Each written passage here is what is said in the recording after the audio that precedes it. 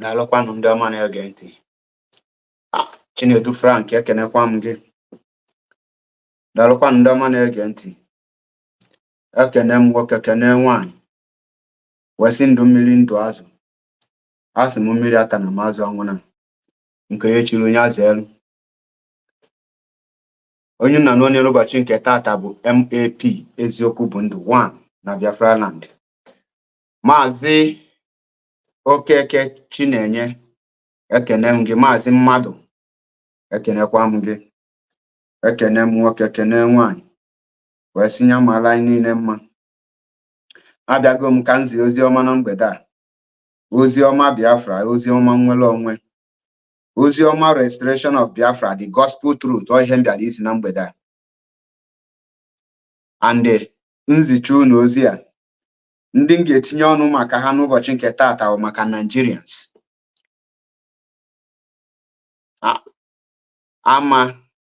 Ama ya wee ndewo.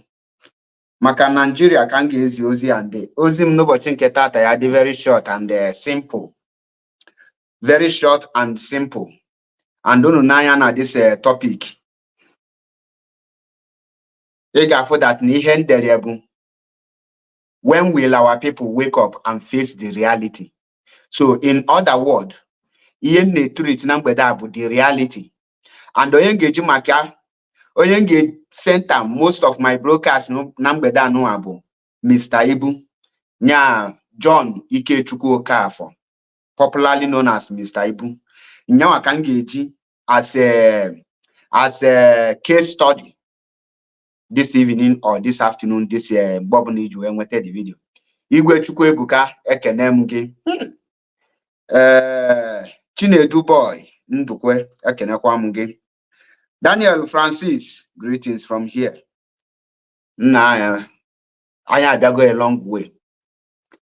We have gone a very long way. And for how long can I continue now this kind situation? For how long can Nigeria continue? Now, actually tinyon nambeda because permit yam because unu mana English adechalo mma n'ọnụ. Ngeji English wee tinye okwu ọnụ so that ka balance off maka nwe nwe ike wee express onwe m ọfụma maka na asị na adị mma na English. Chichi ebiringa ekenekwa m gị. Now, unu n'anya na Nigeria ihe na-eme na Nigeria tata. Unafo that na the rate poverty grow in Nigeria is getting out of hand, is growing every day.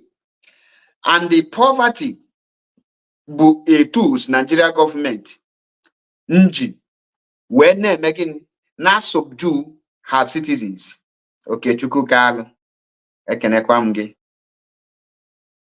Nigeria jirugo poverty as a tools. Iji subdued their citizen, her citizen. Now, the question now, how long can Nigeria suffagide where she enough is enough? Kedu mbai gelu I simba na anya tagal this of man. Now, yesterday, day before yesterday, if I'm not mistaken, video Mr. Ibu, that is Mr. John Okafor. I fully born a yo, Wadakara good. I salute you. John Ikechukwu Okafor. Ebony Timbu, ka friends and well wishers, ka hanyeli aka. That is not Kaligie. And impo hone tibu ka contribute to ego. Ko when we ke maru moyaga na ezigbo hospital. Ke when we ke wenye ezigbo treatment. Ekilikete mnya bifo onyonyo nke bụ eziokwu na ọgba ama anya mmiri. Me ma ife onye prompt nju ebe ime this video. Maka gini, a lot of us na abroad, a lot of us n'obodo oyibo. Ọ bụrụ na ị nọ n'ọba anyị nwee nwanne n'obodo oyibo, achọ m igechi ife onyonyo a, welu fonu kpọọ ya. Ọ bụrụ na ihe niile m ga-ekwu here nụ a, na ọ sị gị na ọkwa asị, were afa m nye nkịta. In fact, kpọọ m mkpụrụ mmiri. Ife niile m ga-agwa gị na mgbede a, ọ bụ na ị nwere nwanne nọ na obodo anụ a ga-akpọ afa, ọ bụ na onwe nwanne gị nwe nọ n'Italy, ọ bụ na onwe nwanne inwe nọ na Germany, ọ bụ na onwe nwanne inwe nọ na Finland, ọ bụ na onwe nwanne inwe nọ na France, nọ na Luxembourg, nọ na Austria, nọ na Sweden, Switzerland, Turkey, nọ na Canada, London, which is England, nọ na Ireland maọbụ Iceland, nọ na America, nọ na any part of this Western world. Achọrọ m ka iwolu phone na mgbede a ma echi niile mgbe ọbụla ijue ị ga-eche this video, wolu phone kpọọ ọnya jụọ ọnya ife anụ Maazị Achebe kwu onwe nke bụ asị n'ime ka onwe nke bụ eziokwu, ha ncha dị na bụ eziokwu. Ọ sị gị na-asị ka Maazị Achebe Paul bịa atụọ, kpọọ m na phone were afa m nye nkịta. In fact, ịkpọ m na phone si m na mba ewu just si m na m kwuru ihe dị ọna, confirm go n'obodo dị ọna na ihe dị ọna ha emelụ. Now ịbịa n'Europe, abịa a na-agụ kọntrị gbagote n'Europe, a ga-agụgodu Germany, gụọ France, gụọ Britain, gụọ many other countries before ya agụta Italy. Ikechukwu Nnaji, greetings from here. Sabinus Gab, ekenekwa m gị, biko ọ na m akpara afa gị, biko gbayalụ. Chidi Michael, ekenekwa m gị. Nweze Chibuike, ekenekwa m gị. Now, ka anyị yale anya ma akpọzi afa ka anyị gaa no straight n'ihe anyị ji maka ya wee bịa, because this topic achọrọ m ka our Nigeria, most especially our youth, ka ha malụ their problem and the solution to their problem, and ka ha malụ how to go about it. Because one thing bụ map solution, and another thing bụ ka step ị ga-eji wee follow the solution, because if you make mistake following the solution, you will mistake the solution and you will fail. Obuli matter solution, but how to apply this solution but the main problem our people may face. Now, and when any citizen non Italy here, ngel yakata or go for treatment. As I'm getting, and when any Italian citizen non put Italy here, call who do ya or guy and duanya noa or guy yakata. Call your friends yanya ego for treatment or the law possible. And when he immigrant nyandi bialabia strangers nyandi bia long in the visit. If you visit, you have to pay for treatment because if you visit, although your insurance, your year there and had a treat before, even say for Hamad Pogekena with that oya. God give tables, I must greet you. You are one of us. Very formidable. Now, the reason pattern a citizen of Italy, an immigrant in Bonya Jalabia, how he got the kata poor. There is no how you will be poor on this Italy here. That any kind of sickness will hold you and you will beg money for treatment. Or it's not possible, not today, not tomorrow. Do you know the reason? The reason is because the government have provided hospital for her citizens, and they will charge you according to your earning. Now, if you are not working, your treatment is free of charge. If you are working, and when you find out E92, John Debu immigrant. That E92 book for immigrants in the asilo political. If today that's your E92, you can visit any hospital and get your treatment. Any amount you got government you got or the document. Now for the citizen, the same thing applicable. Now, when the citizen na Yahoo, the first thing you need is for ambulance. Once you call ambulance, ambulance will take you to hospital. They will treat you. And that's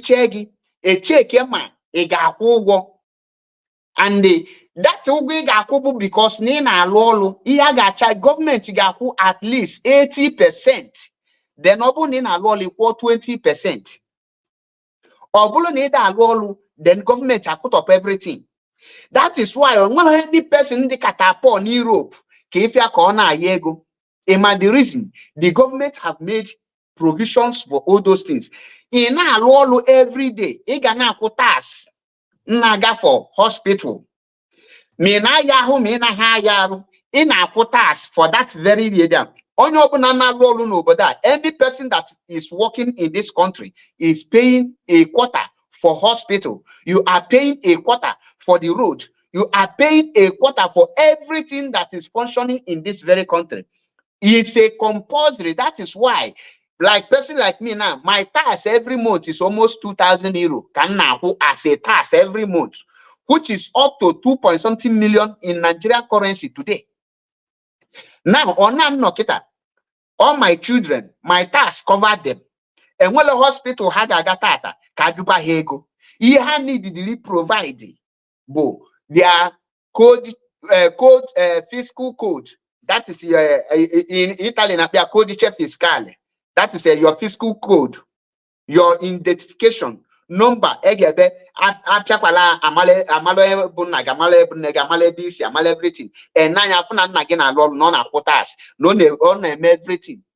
Automatically treat. Normally, anything no equal. The only way in which he spend any money, that government hospital, need the private hospital. Nka was a business, but still looking at private hospital. Man, equipment. Ega funa private hospital na government hospital. Well, equipment non government hospital, funa private hospital. Government hospital were more equipment more than private hospital because it's being sponsored by the government. Now, Owuluna Mr. Ibu is a Italian citizen. Non art film, I must stop here to be paying tax for the hospital treatment in case of necessity. More yabaru, bono jilego treatment here. Then that tax on Hana Mba activate for Mr. Ibu. Meanwhile, your personal business, need autonomous now, or you know how roll for government. You have to be eager now put the same tax for hospital.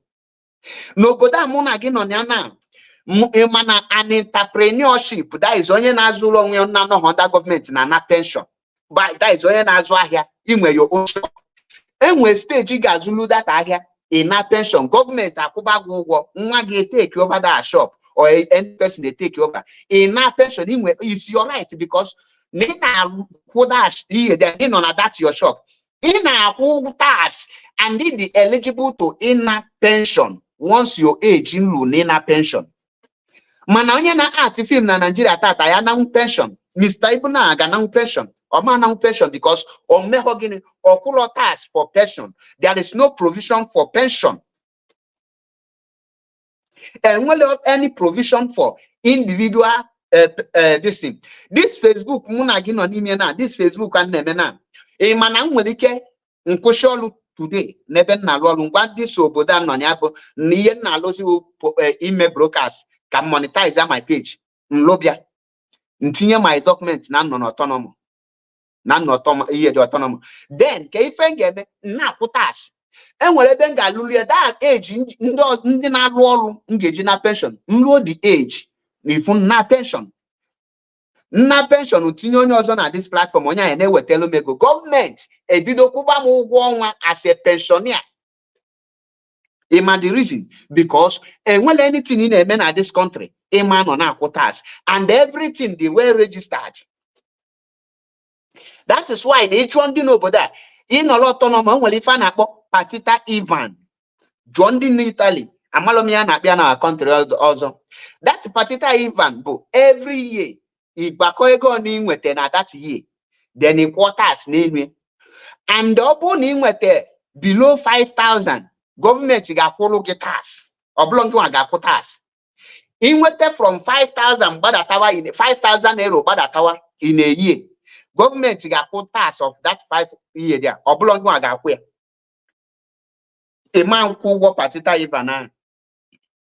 Now, this thing on Nagwagi here, they applicable na Germany, or they applicable na France, or they applicable na Australia.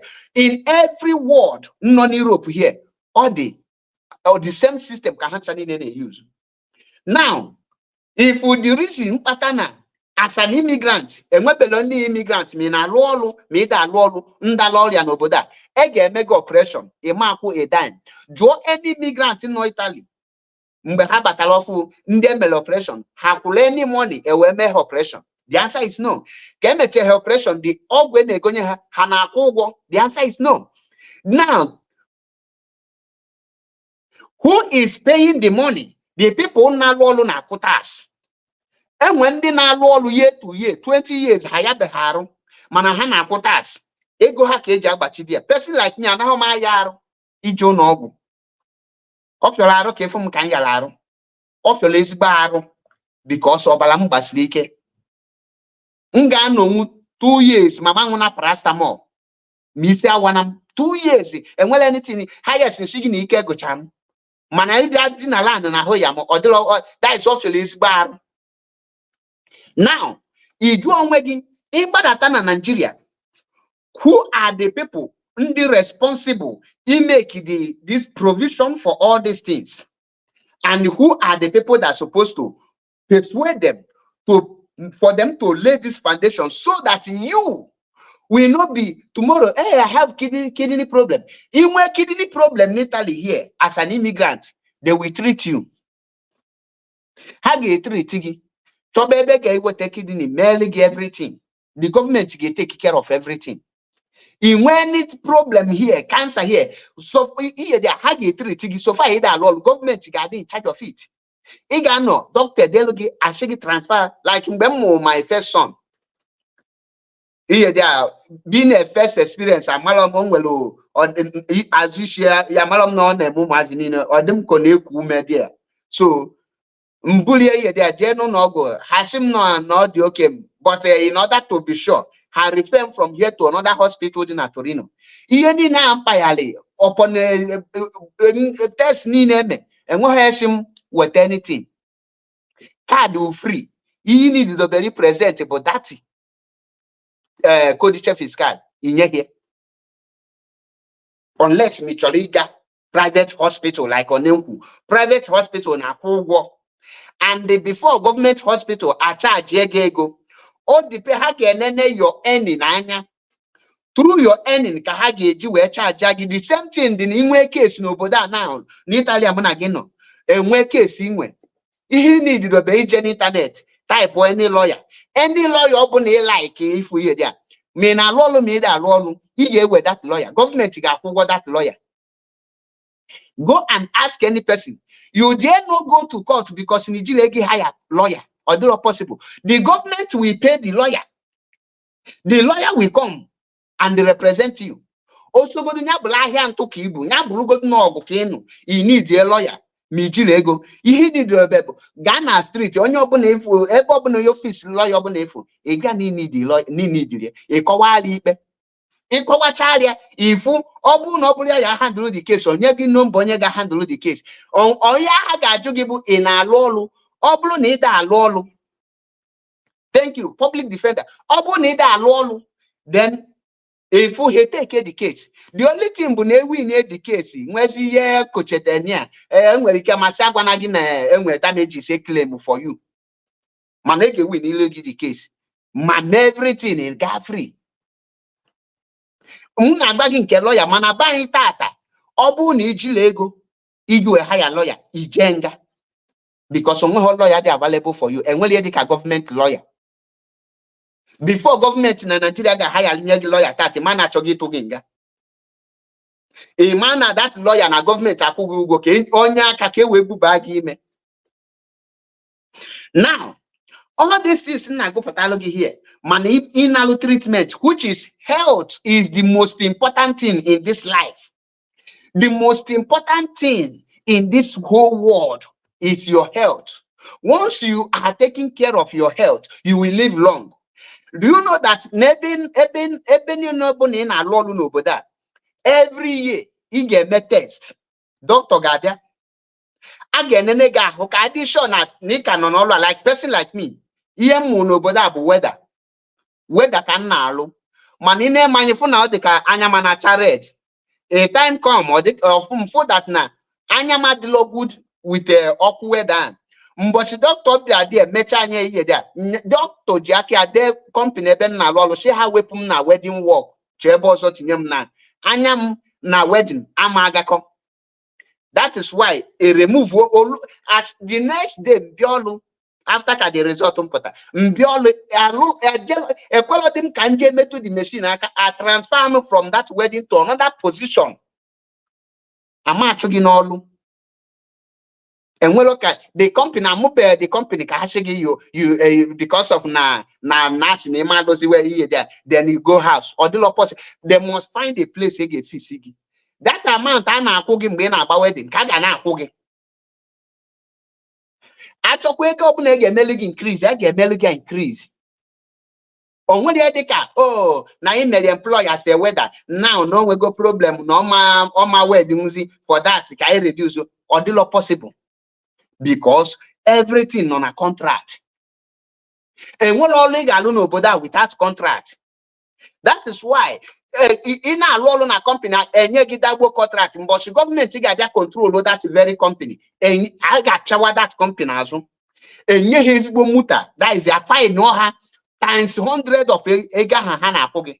Ega hakwesiri poge hapuzi government automatically that from that minute. Hakuba give the original question. If the system is working, the system is balanced, they are moving forward. Now, the doctor Gadia, again and again, the place in Alolu every 2 times in a year. And when they got the air, you could naga feba hina look. I'm more dangerous to your own breathing. To people not there. Obu na the end na ikuku na-ekwe amam na nwere ndị na control nke Nigeria. A ga-aja cheke mi ikuku na-ekwe ebe na alụ ọlụ. More dekwa in order, more the good to your health, more ga cause gị health damage or any problem. Ebu na ikuku na aba na that company adịla okay. That company aga share ha chọ a way. Obu no na ikuku na abata ofuma. If I chọ another thing na-ebubata ikuku there. Like 2 days ago, ndị bịa check ebe mụ na alụ ọlụ. Yes, bịa Nwada Karagold.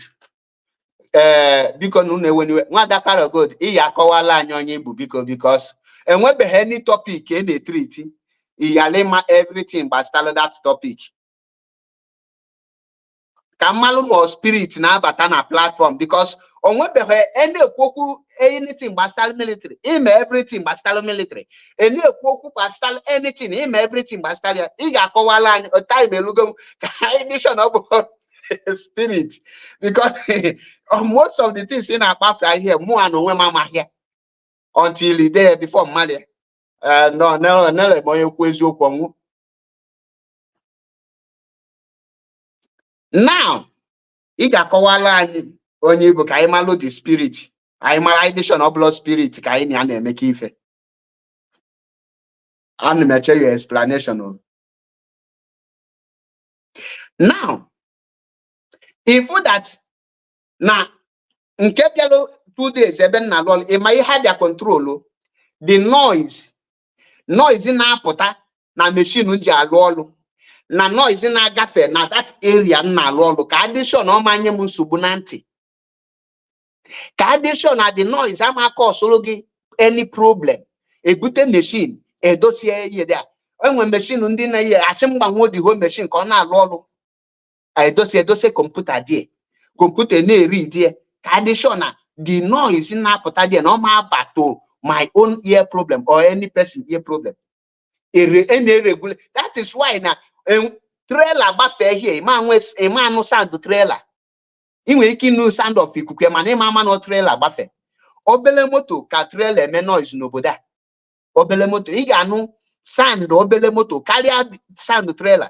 He regulate all those things because I believe that noise can cause a problem to your eardrum. That is why how much we are going to find out noise pollution. And when air pollution, when noise pollution, everything deregulated. That is why in a pattern at some zone, if you need delegate, na he bu horn. If you design a calogue, in one waga fetted we bu horn and yagi muta a fire log. Every system is working. Kedundi Melia, or blood Jesus be a male destiny.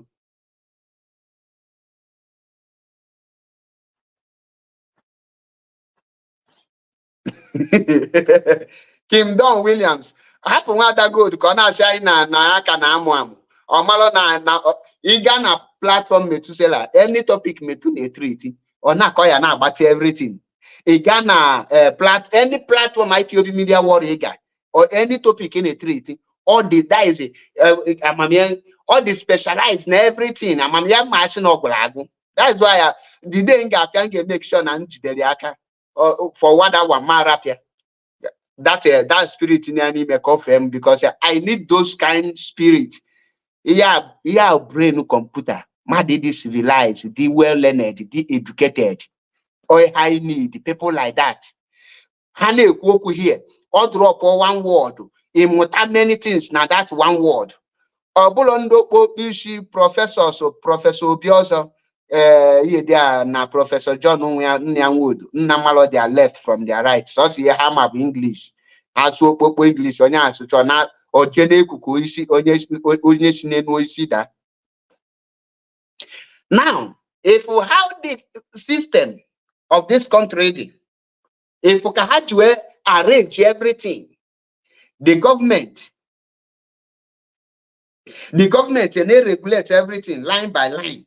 Everything and I can come and well anything he get no katana is she there 2 days ago 2 days if I'm not mistaken this week now Milan here very close to my place Hamelo 2 terrorists arrest Keka Hajime arrest he maybe anything no had just no on a phone call na za call na plan here hageme Mahagan Israel nime phone call ha never made that call ndị ka bịa nwụrụ ha ifu ka security echelo ka ha nọrọ n'Italy wee plan ya wee jee mee na chiete ọbụla n'Italy ka chọrọ ime o the news no there mana ebe a ha na-eme that call ebe a that place ha na-abụ nnọ na-eme that call ka ndị eke bịa nwụrụ ha because the government position everything the government made everything or the well systemized.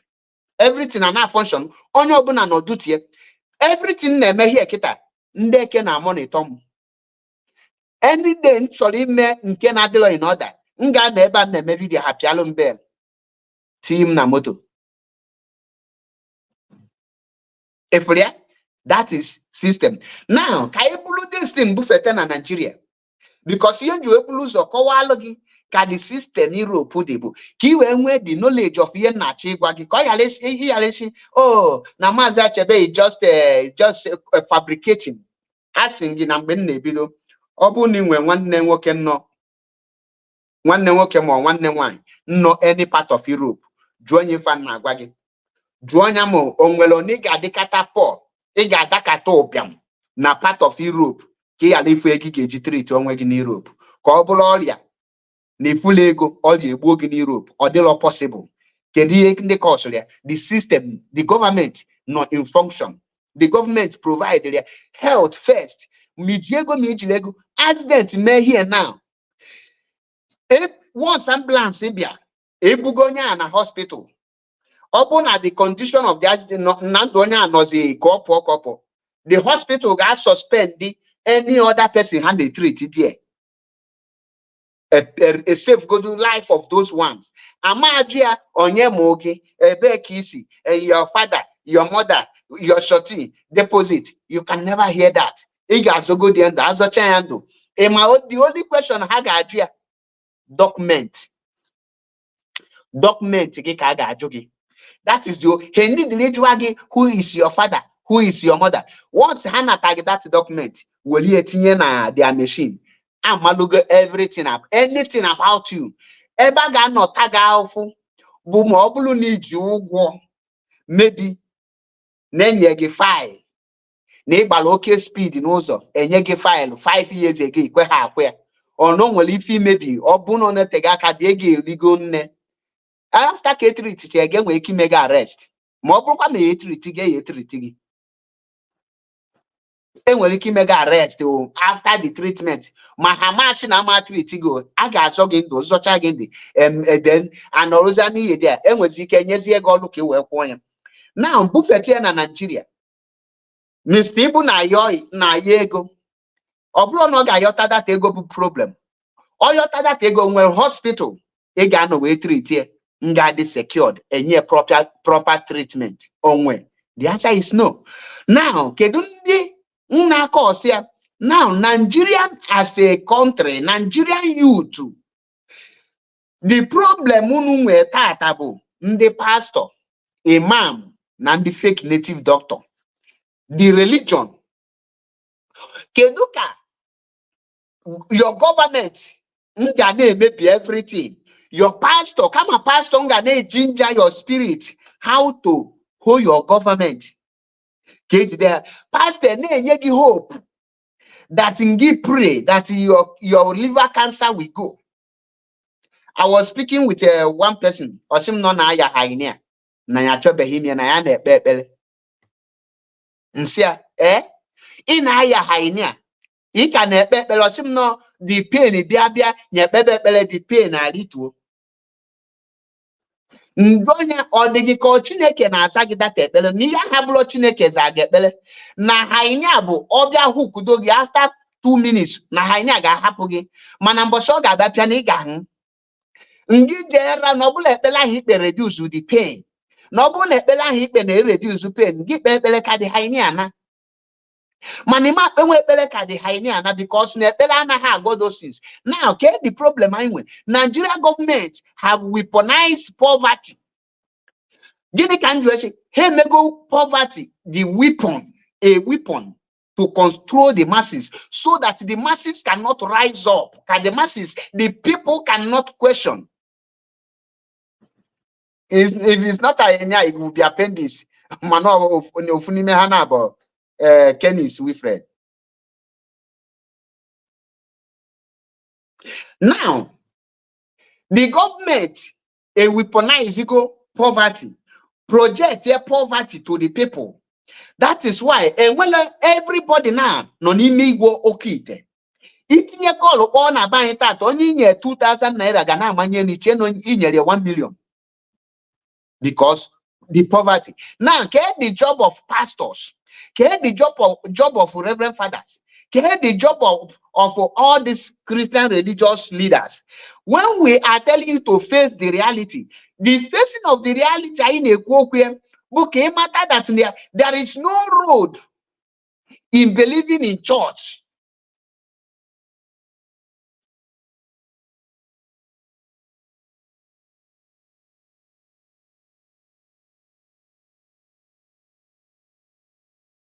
There is no road in somebody in making you believe that now your problem can be solved through prayer. Oblo na Nigeria youth, the people, the Father Mbakahan, all these Christian religious knowledge leaders. Oblo na habambo biakoton we face na government.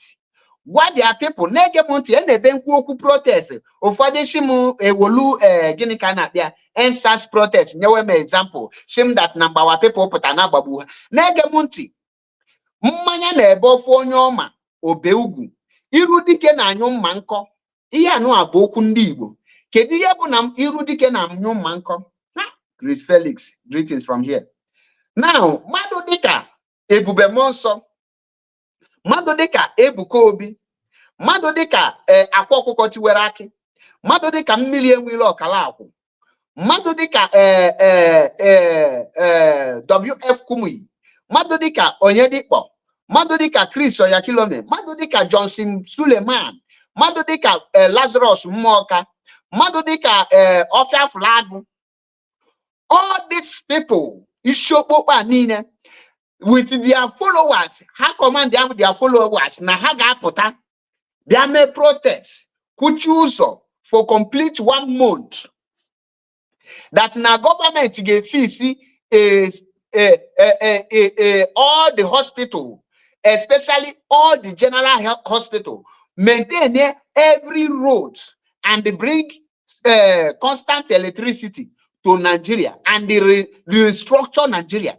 Believe you me, here some of just 10% of their followers there. These people get restructure Nigeria. These people get repair Nigeria. These people will force Nigeria government to start functioning. These people will make Nigeria government to stop looting the money. And Waloka, Ebube Monso, Lazarus Moka, Suleiman, Onyedipo, Ebukobi, Akwokukotiwaraki, Miriam Willow, all the Shopo and the Fefe Pericoma them, with the other celebrities like Kanayo Kanayo, Yole Doche, Leonard Frederick, Destiny Etiko, with all these celebrities, Hanchani Namapota, Davido them, Chris Daniel, Techno, Fino, Flavor, all these people are Mapota say that enough is enough. We must repair our country. The government must step down and make everything to function. Believe you me, Hagwa that now, Hamapo here until he be there, and then the natural resources of everything in Nigeria, we go back to the masses. That is the 99 constitution. Now we must to tear it and rewrite our own. That we want to take our country. It is called citizens' right. And when I'm any policeman there, I'm any army man even there is no military person engaged there, but there. The people are able to protect them because Irudike na nyo manko. The men nkwesili no niru anolugo niru. That is when you will know that these people are representing you. Now, hagwasi again ina alolu ina quotas. Onwe kiyeji mebilidogi that your tax ye many activate. And when you find out disoccupation. Italy napia disoccupato. Man English napia disoccupation. When you are working and all of a sudden you lost your job. A manige still ke hanabo disoccupation. That is disoccupation, but the government ni lose go logi and they da lose all now. Ni kana cholu. A man government gana akwụgwọ maka na no. Ima the reason equal tax.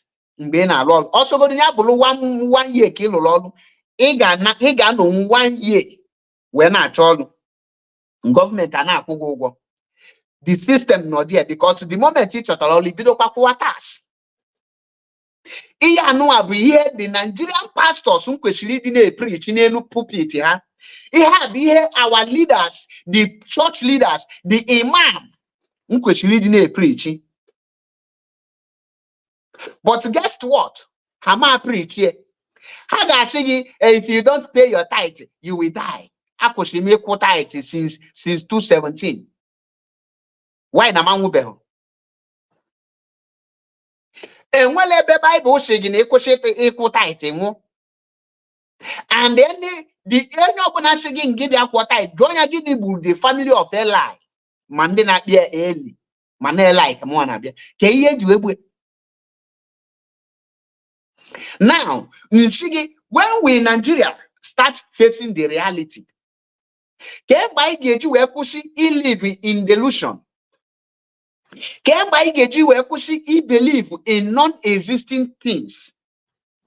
Nigeria to start fighting for their right and lay foundation for their future.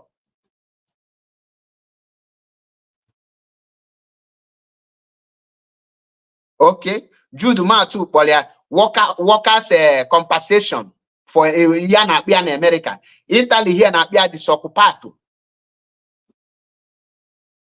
Each country nwele ije na Germany jụọ ha ilugide ọlụ na Germany na lose ọlụ gị.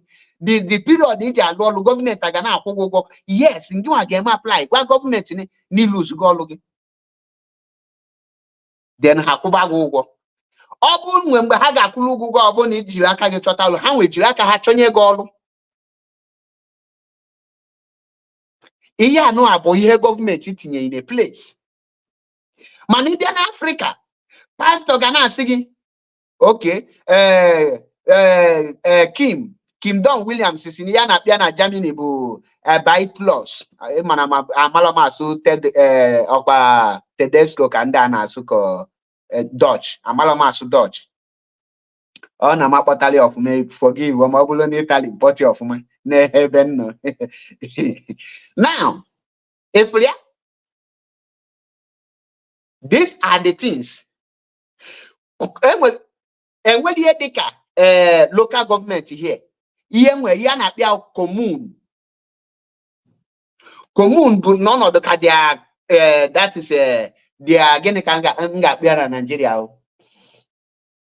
Commune n'ọnọdụ ka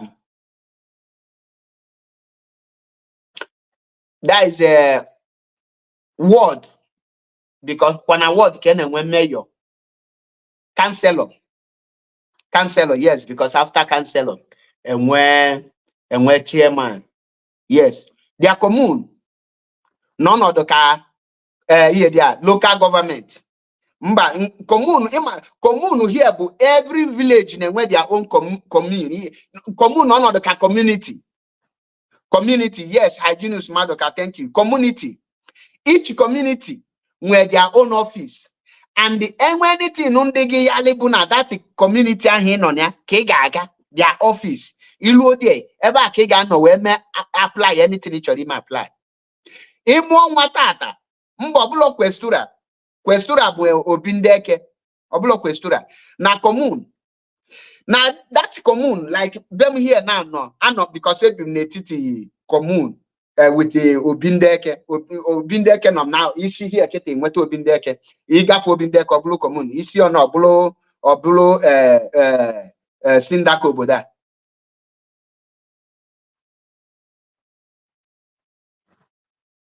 Okay, now all these things will Yedika Hanalo it be in charge of their citizens. In one matter, immediately the owner get register one. A Ghana commune, Gagwa Hane Mugonwa. Commune register Abunya Hosbo, Abanya Fanyaki code fiscal. Everything or can't to both bona state that now the country are the go one, and that country are the one. Now that country are the province, the state, not the region, not the state, not the community, everyone who are there. Now this community in the 100, now this community are the go 101.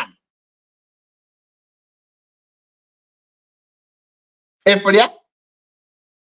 That is why Njagwadi facing the reality. All government get more those things. Iya no one on the pastor naka. Mana the pastors ngagwagi all these things. The business scam mugi. The man nga kuzini all these things. The business ngagwagi na ibu ofu onye nata 7 virgin. Man onwalo onwe abu virgin. The native doctor ngagwagi ya the business shidi bi abloki ite. Idu onwe gị oboki ite ka Mark Zuckerberg nlụpụta dese blue app mụ na gị nọ n'ime kịta owoki ite ka o ji wee gwọcha akpụkọ ihe niile gwọrọ oke ite ọnụ na Nigeria tiko ha ọnụ ego ha elulo ka ego Mark Zuckerberg akpụkọ ihe niile gwọrọ oke ite na the whole Africa tiko ha ọnụ ego ha elulo ka ego Bill Gates anala agwọta rich billionaire na oke ite anala agwọcha n'ọgwụ n'ọrụ aka ka na-enweta inwere idea na ọ na-akịta n'ụzọ anụwa this road ebe anọ kịta mpak ya moto n'ụzọ a osisi kwụ n'ụzọ osisi nkịtị asịrọ gị ihe dị a osisi kwụ n'ụzọ si ebe ahụ ọkwụ n'ụzọ a dakwasa maika ngawa na their community nlu odi dị n'otu agha mgba ha akwụkwọ na osisi ndị na that commune maybe my moto that community ga-akwụ m ụgwọ that moto. I nwere idea n'obodo a nọ na kịta the osisi commune ahụ because osisi nọ na ụzọ bụ the community nwe that community ga-akwụ m ụgwọ moto ahụ nyagide moto anya luo jam data osisi ahụ ada that community rute ha gwa m ego na m ga-akwụ n'osisi ahụ ha jụrụ m maybe my moto so far na ọmụnwa jam ya m ga-akwụ ụgwọ osisi ahụ. That is the law, so that ị na-anya moto ịmala ife ị na-anya. Mana Nigeria ipark ya moto na commune na government house oishi titu nwere ị ga-ejide asị gị nature is natural disaster. Akpọ ya natural disaster. N'obodo enwere ihe dịka natural disaster. Now that is why I just saying that we need Biafra. We need a country of our own where we can implement, where we can bring all this knowledge, all this experience. Here, if we go on just survive. Let us bring it to our own nation to give our people. And I'm a with my old friend Naban yesterday. Opom Mazinzia. Osim Namfu Oboda and Rapumba Epo. Namge Bakwa. Ebe anyị na-agbagbu 200 naira wee na-aga ka ọ sị m na kịta anụ a na ịgba anya 2000 ịmalụ na ibeteli ego. N'ibeteli ego 2000.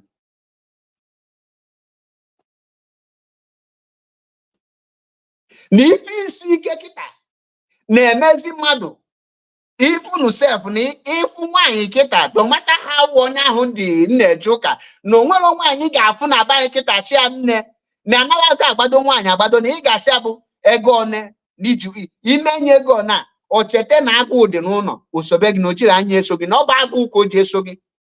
Osi m dat na ihe mfụ na ụmụ nwaanyị na-akpa ọtọ na social media mata na ahụ ụta nọ gịnị ka e ga-eri ife afọ ga-eri na nne ejiro na nna ejiro onye ga-eji na onwere ozi nwaanyị nọ na be anyị kịta na narazi agba akwụna na ivunu self na ivunu nwunye self na ụmụ nwunye sozi agba akwụna na many men now daziri ụbịa mbụ na nwunye ha na-agba akwụna ha enwere otu ọdụ ha ji ekwupụta because ha nwa ga-akwadozi dị akwụna because no na ha na-elive na abject poverty na 90% of ụmụ nwoke kịta ejiri ozi ọ na-agwa mmadụ na nwunye ha na-agba akwụna. Na even self no when ndị ga-asị na n'ala nwunye ebe ni ọsịga den ọjụọ gị ma nwunye nke gị because the poverty is that is the poverty rate nọ na be anyị is ọ bụrụ ya ga-ekwujizi ọ na-akọ but the government and the pastors are busy telling you it is well. Radical media warrior ekenekwa m gị telling you, oh, Shetori Baba, I am seeing money, miracle money. Or seem that how many people tight no okay. Now, in Manadangote na Shirunu Yen less Dangote cement with 3,700. Manabai now the Mafumu Dangote cement 5,000 naira. Niga 5,002, 5,003, 5,001. Mana online nele Dangote cement 37, nele Bua cement 25 at the 35. But in a real place, you can't see it. Man, our pastors and our reverend fathers and our imam, the busy need deceive people na social media. When I got deeper life, I was told that he watch TV is a sin. Today, WF Kumuyi was the channel na TV, web page na Facebook. Okay, Mazi Tochuku Shiniyogo 6,100 yesterday, as of yesterday. Now, get the reality. Na Bible nagu osigina chunu gadika. Nimu gadika chunu nefe. You will be like the God you are worshiping. Now you look at China. China is not a Christian. Look at which God are they worshiping? Chinese God, Hindus. Then you look at China. China is doing well. They are far better. Then you look at India. India is not a Christian country. They are worshiping their own God. They are doing well. Israel is not a Christian country. The whole country now Nigeria bu Christian nishi. Look at Nigeria, look at Christianity. Look at Nigeria, look at Muslim. How does it The Nigeria as a whole, according to them. And was Ronya na fuzo kita na Nigeria. Okay, nebe, nwata nebe. Agbogo nebe, mwikolobia nebe. If you talk what, okay. For that, then, but the people let us face the reality. The solution to our problem is not prayer. It is the action we take today, holding our government accountability, holding them responsible, forcing them to do the needful. That is why when Matthias says that he's preaching out of pain. Obulanya ko japo yi. No de lola mumma o wepo di sinani. Obulu no de lo Matthias mma. O man no na akpọ ndị Reverend Father see, na akpọ ndị pastor see. Now, the same this our brother, Mr. Ibu, John Chukwuemeka Okafor. John Ikechukwu Okafor, I mean. The same John Ikechukwu Okafor Ghana adoration ground of Obi, Ebuka Obi. Ghana testimony. The testimony now will fake testimony because not your favor.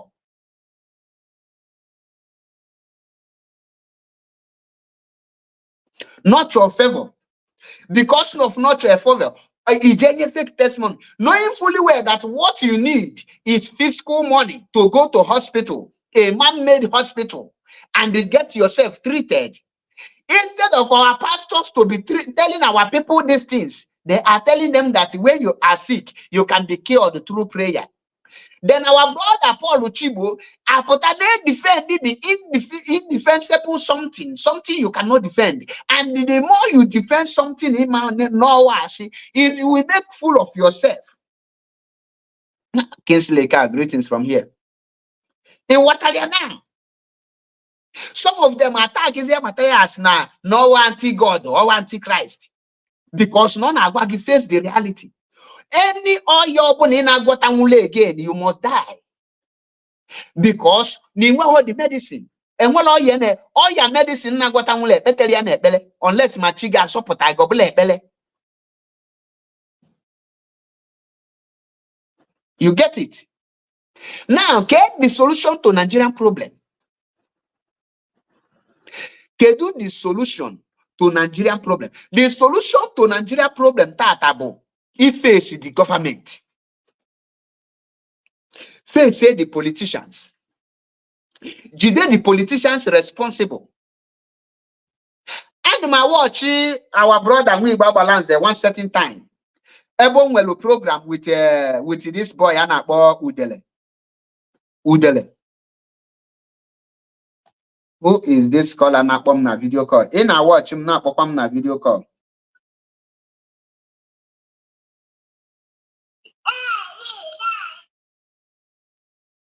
I believe you know I'm on air.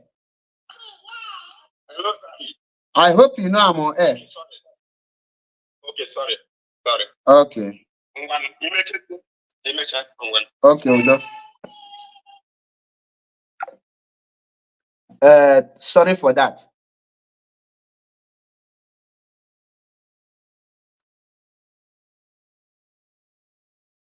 Now, the problem our people may face, but that instead of the pastors, our people the truth and let them through, like the Christian leaders in the Bible.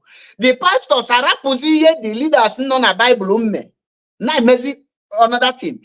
My children that na God of Israel they protect America, they protect Nigeria. Why the bomb and the gun and bullet they protect Israel?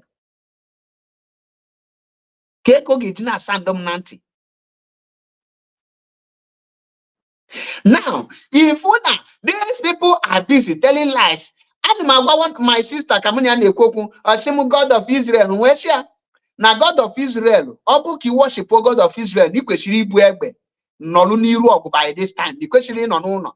Asim na manala go Bible, where she Joshua command the anyanwụ to stand still n'ime Bible.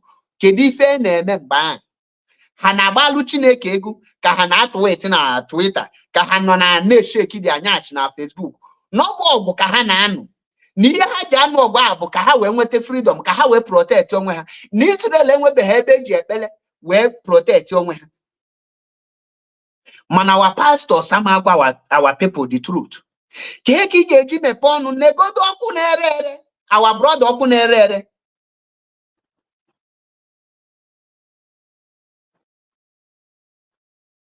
Okay, thank you, Chuks. Emmanuel call Lobata. That's why I'm need distraction. Thank you, Chuks. Dike Bueni. And na that here there. Nga na chite there.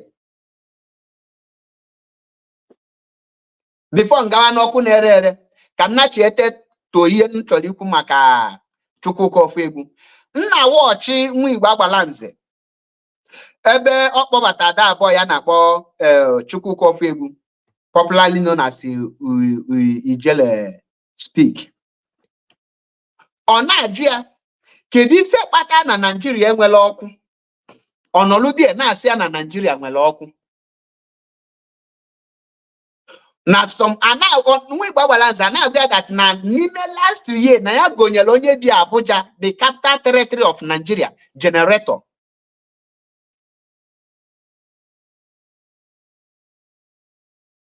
Na n'ọkwa nọrọ there. Then the guy anọlụdị na-eprove onye na area nke ya nọ n'ọkụ na ọ bụrụ the other area. O wee tie mgbe ibi na Turkey onwere area ọkụ na-adịrọ. Ọsịa na gọọmenti na-elele ọkụ ele na East na o wee make ụfọdụ in charge of ọkụ na ewepụta 44 million wee nye onye nke a. Mgbe na-anọrụdị ya wee sị ya ọ bụrụ na mwepụta 44 million nye gị ka ije lụọ ọkụ, ọ bụrụ na ịlụrụ ọkụ, kedu onye ọ bụ responsibility enya ijide onye ahụ enyelu that money? All the responsibilities of the law enforcement agency, for example EFCC. Mana because of na the system, the government, the onye wepụta the ego, the corrupt, o nwere ike ọ bụ na ebe ahụ wepụta the 44 million wenye na ihe ọ nata bụ 500 million. Wee shocking ya nke ọzọ onye ahụ inye 500 million, onye ahụ inye 44 million amatago na irigo more than ihe dia. Nya wee rie nke, you have lost the voice to tackle that person. Iju onye bụ Chukwuka Ofegbu, gịnị kpata na gị nwa apụtabeghị condemn all that act? Why ije protect the same people under that corruption? Ọfụmụfụ na ahụ na menwelo chance that very day before the ọbụna emechego the program. Can I watch? I was like, is this people? Even our brother, well-respected brother, Anyi Dons, but I DSF, she no good enough. Na, I want to know Nigeria she the mal. Oh, she no good in a transformer. How could in a transformer? No man, odilo no transformer. Now all those high tension never how could no. I get them the tea. She wears now the weather and the condition gave me two people in a brain. Hana kuzi on the Hanamal. I don't supply local girl. No, he could that they no could in a high tension. Before her, they're shaking a nampaligi. My he called that they got like Kijega area wagging tea. Oko de ono no man na katana o sine weto go kuma no ka no na high tension no bata be ono ke kiju e wete di, which means no kwadilo ina for her he na defend the politicians.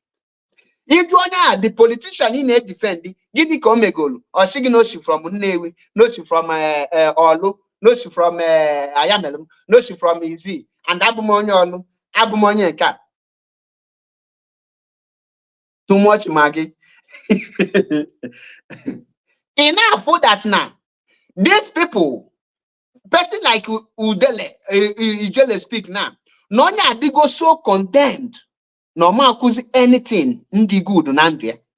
No ma standing anything mbalulu. Na the hatred onwe for IPOB and the ndi Igbo. If that now anything ndu gushi anya kwuo ka ọ ga na-ekwu. Anom there naked here in a natural ground, the guy is smart, but all divert his smartness here into evil. And we divert your smartness into evil, you will look so stupid before the world. Because in defending evil, you will be sounding evil. That is why the hardest job or hardest the most difficult task here in Yamadabo, Shaya got defend the way a weak and the failed government or leadership, a fear or the total confused. That is why when FFK non neutral in a fear or the well has spoken, but tata ọ nọ with Tinubu ọkwa na-ebezi okwu na-afụ how stupid ọ na-sound. O make a statement if how useless the statement na-sound.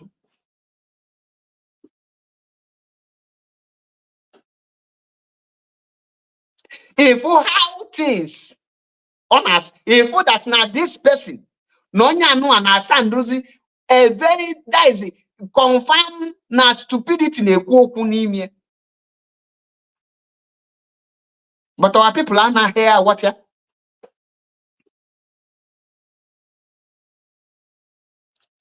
Can if take government build companies? Can if take government in a constant electricity?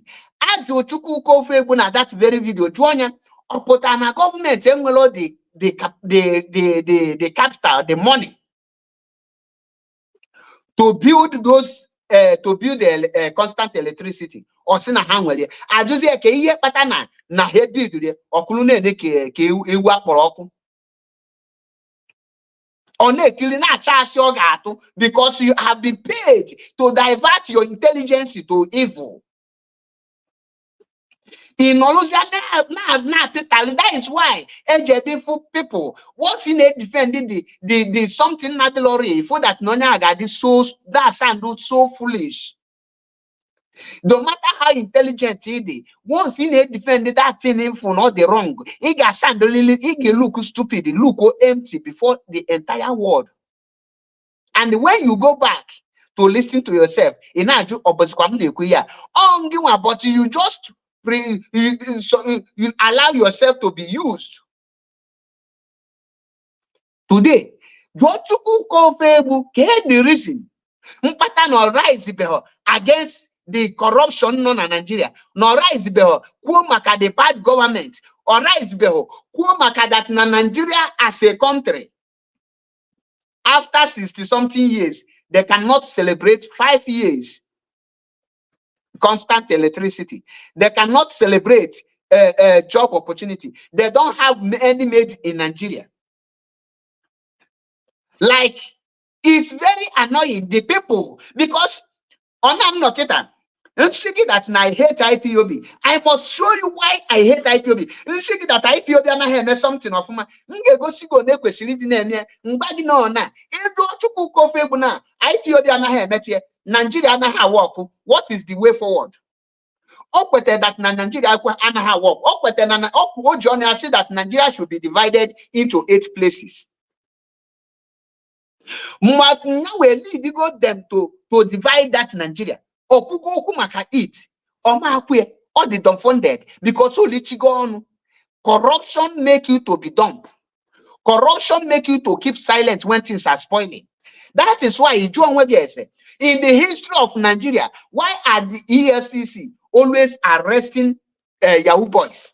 There is no any politician arrest prompt one. Man, every day you know that 200 million were cut or grass. You know that now Agwo Polo 75 million, Monkey Juebulu 35 million.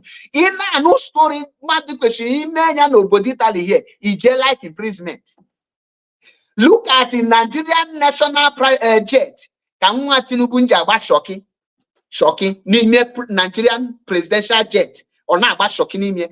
Imagine Joe Biden, he used American presidential jet. We're about shocking. That minute the video surface Joe Biden na little from office. Imagine the Prime Minister of Italy, Giorgia Meloni.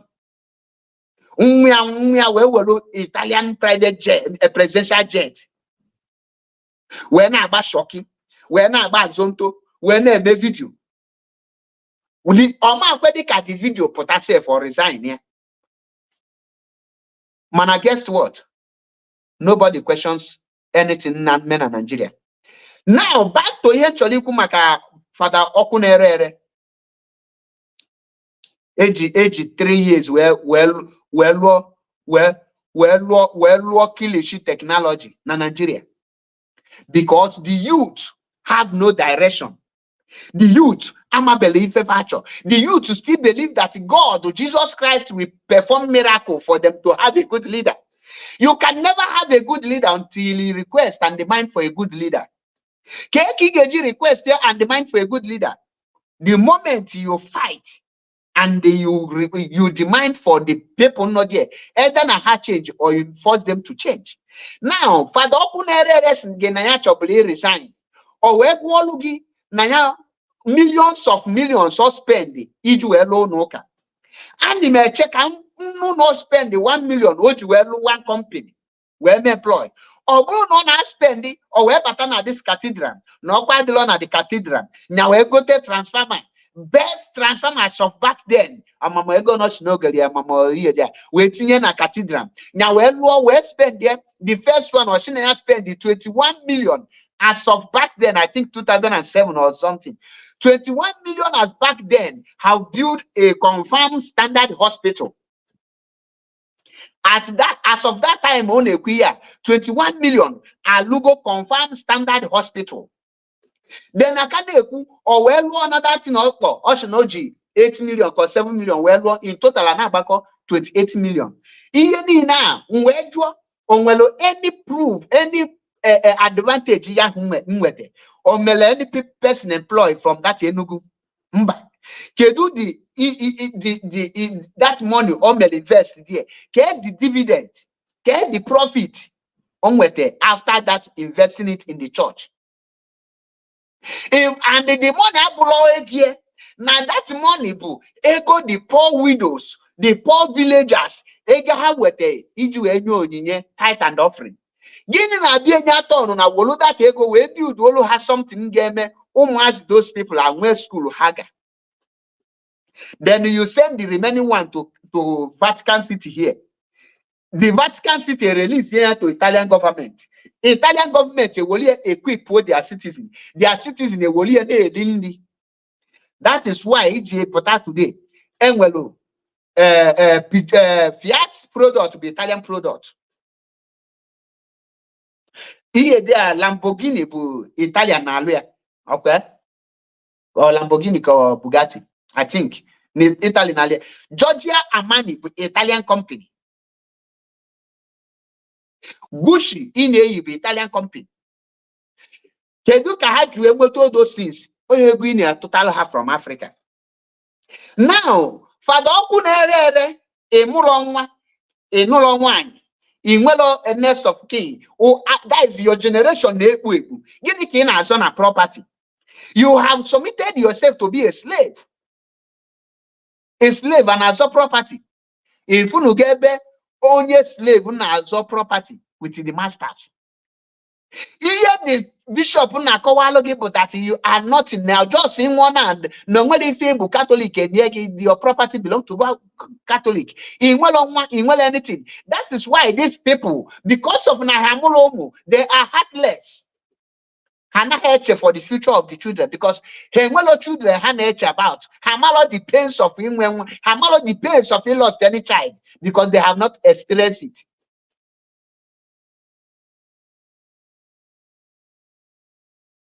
He your brain. Now make millions investment in Inoka. Inoka the law church worth of millions of naira. Why the community enwele any company?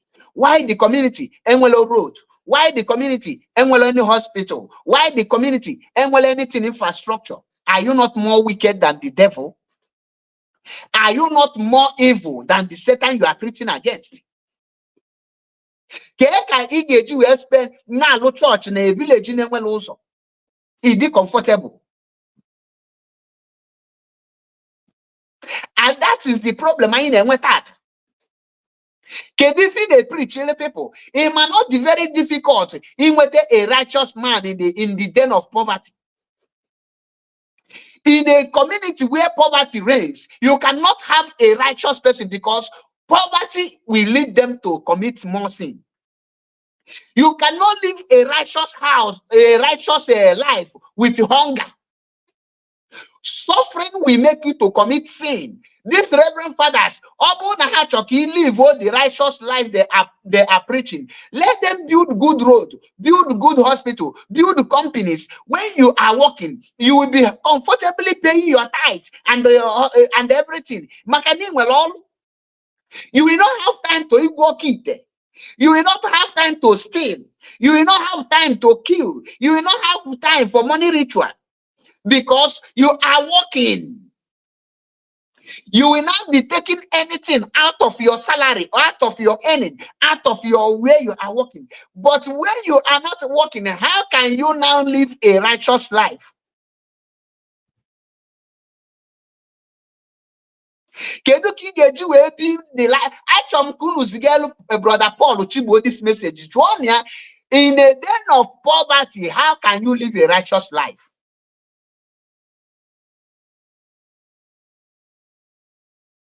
How can you maintain righteousness in a den of poverty? Do you know that poverty will make you to go and thief? Do you know that poverty will make you to commit sin? Do you know that no poverty can make you poverty can make you poverty can make you Zulu ite rights nwanyi shi n'ọkụ. Hunger ga-eme gị gaa buru ji ma ede ma ndị fu na-ezu ori joko. Do you know that stealing a yam is an abomination in Igbo land? But poverty have reduced us. People are stealing yam without minding the consequences. Now, your reverend father may preach righteousness. Righteousness in the den of poverty, in a place, in a community where poverty controls the masses.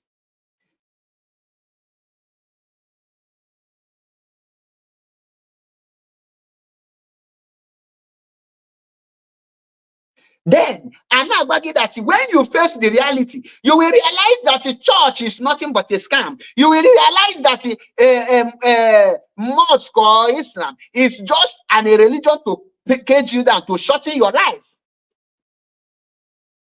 In fact, that all this fake native Nalusi hotel today is because of there is no job in town. They are in Italy. Why in Italy? Why na people anaghị agụ ọgwụ ego n'India? Why na anaghị agụ ọgwụ ego na America? Why na anaghị agụ ọgwụ ego na Japan? Why na anaghị agụ ọgwụ ego na Germany? Why na anaghị agụ ọgwụ ego na UK? Why na anaghị agụ ọgwụ ego na China? Why na anaghị agụ ọgwụ ego na outside Africans? Why o ji wee bụrụ na Africa ka a na-agwọ all this dirty ọgwụ? Because there is absolute abject poverty. There is poverty. Indian Italy here. Analolu morning, afternoon, night. And well time for anything. And where in Nigeria tata, a guy around 11 mega arrest, drug again can actual. And the reason, how many able to analolu day and night? And well company no dear. Then Italy when the Navy dollar by 10 o'clock. And when the Navy dollar by 2 o'clock, so that make it there is a movement. And when movement at the Benin. That is why I declare that it is time. It is time to give birth to a new nation. It is time to resurrect that nation. It is time to restore that nation. It is time for us to have our own country so that men and women in abroad will come back with this experience to put our place in order, to make the things work for our people. Our people, when we care, we enjoy the life. Matter that you have everything it takes to live a good life, to live like somebody that is from Canada, to live like somebody is from America, to live like somebody known at London, to live like somebody known at Germany. You don't need to travel abroad for you to live large. Ask yourself, here's the reason somebody in Okada for complete 15 years in Nigeria, Ngebe Oma Mili pass ya Niger, pass ya Mediterranean Sea, pass ya Libya, wee bata Europe under 2 years ogo ana. Mana ọgbago ọkada for 15 years ogo nwu ha ana. Mana ọ bịala Europe here under 2 years ogo ana. Under 5 years ọlụ ụlọ. Under 6-7 years ọlụchago ụlọ ya. Within 7 years, ọ bataba anya ọgba motor of his choice. Because ọbụla ọgwụ ego nwere ọpụta na that village people nkechiri mgbe ọ nọ na be anyị ọ bịala Europe, the village people amalozi ka esi agwọ ọgwụ. Ha amalozi ka eji ekechie akara ki achaka. Because all those things a na-agbagide ekechi gị, nobody tied you. The system is what tied you down. Once you entered any system na function, you will blow. They are literally here. A 18 years na motor of his choice. What you need to be with a contract or lodge alone. Or na company obuna motor obuna like or present if an code. The document equation on a law or sign ya ego on in every month. Or when the nego moto, what of 47,000 euro, what of 50,000 euro here. Now, 100 euro every month or 200 every month. Kwanya for 10-20 years or bastaloha. Nanya moto. If a very small boy or now about very big car, the system or the possible. Now, Nigeria, when the system is functioning, you don't need to gather money to buy a big car. And now, these are the things I for chagul. On that nokita. Sometimes no katansi or mama a bindu can all these our people. We need to think deep, critical thinking. How can we make it? That is why the only solution is that we need our nation. It is time unuaga akoshi in our support to our politicians.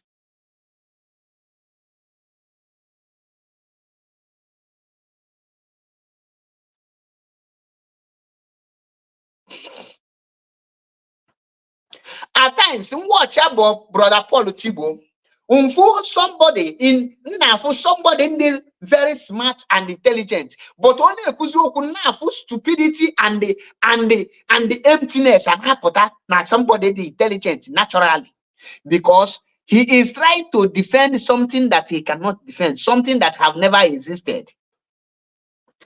And when one of our people, one of our Igbo IPOB member of Christian Nation, Munya na argument. We say anya biaka, I made this mass, I made this, I just made this, I made this things, ka odo anya. Mweju anya, kedebe devil, mba ajo mi ka ebe oku mmụọ dị, osim na oku mmụọ, na oku mmụọ na anaghị afịa anya. Njọ ya ka ebe Ekwensu nọ, where is Satan? Osim na Satan nọ n'ọkụ mmụọ. Mweju anya onye ba n'ọkụ mmụọ o ga-esi dị ebe epụta nwu. Osim mba na ịbakwala n'ọkụ mmụọ, that is fine now. You cannot come out.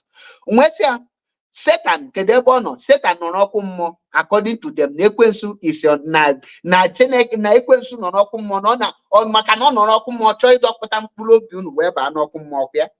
Mwesi kedu Ekwensu nke your pastor na-ekpe? Devil die, devil die, devil die, devil die, devil Holy Ghost fire, devil Holy Ghost fire, devil shawama, devil yakama, devil die, ya. Mwesi kedu Ekwensu nke bi ya o nke nọ n'ọkụ mmụọ already? That is to tell you that what your pastor is telling you here, that the devils won't work, the pastor is lying to you, or that the Bible is lying to you, that now one of them is lying. Now all these things were superstitions, making you to believe rubbish. Man, our people are what here? I said, forget that thing. Nabula na.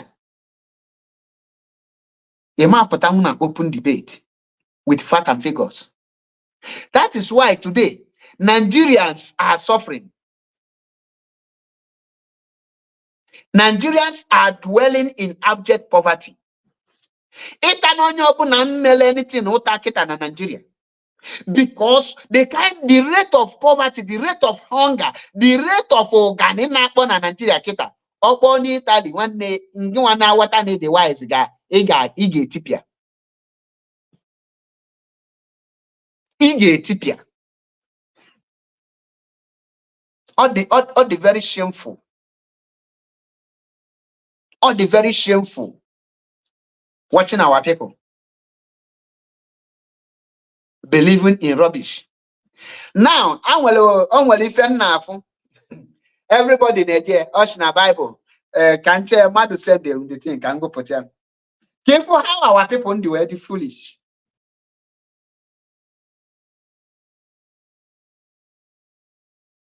Can try this here that can go put again. Hana can buy picture ya kahane ne circulate now.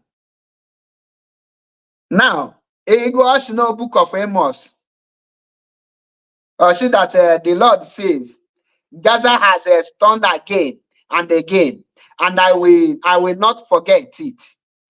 I will not leave her unpunished anymore. For she set my people into exile, selling them as slaves in Edom. So I will set fire to the walls of Gaza, and all her forts shall be destroyed. And I will kill the people of Ashdod, and they destroyed Ekron, and the king of Askelon. Now, in here, how do you secular this thing? How do you Israel no kita no Chineke na destroy ya? Obulo Chineke na destroy Gaza. The people now destroy Gaza bu man-made power. Obulo God-made power. Man-made power. What is man-made power? Gun and bullet, bomb and the missiles. Ogbunigwe. Even in Israel, Gaza tata, none of those things was gotten through prayer. All of them was manufactured by Israelites.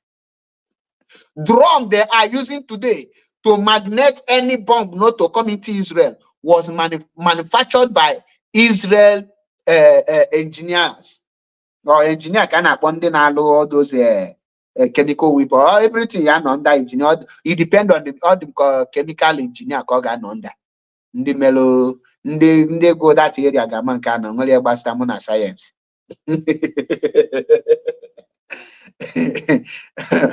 Maazị Achebe jiri wayo na ke mafia high priest nagide mkpụrụ mmiri nọ na South Africa n'ihi nagide n'ihi mkpụrụ mmiri ya pụzi mkpụrụ mmiri n'ọnụ bụ high priest ife iji ebe n'ihe a bụ maka na ịma na mbiti bọrịbọ.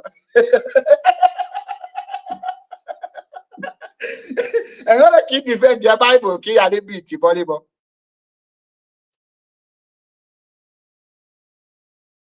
Enwere ka ị defend ya Christian ka ị ghara ịsa mbiti bọrịbọ. No matter how intelligent.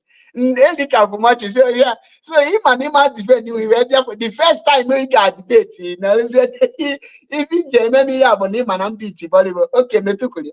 Now I think that now Chineke now is now fulfilling his promise to Israel.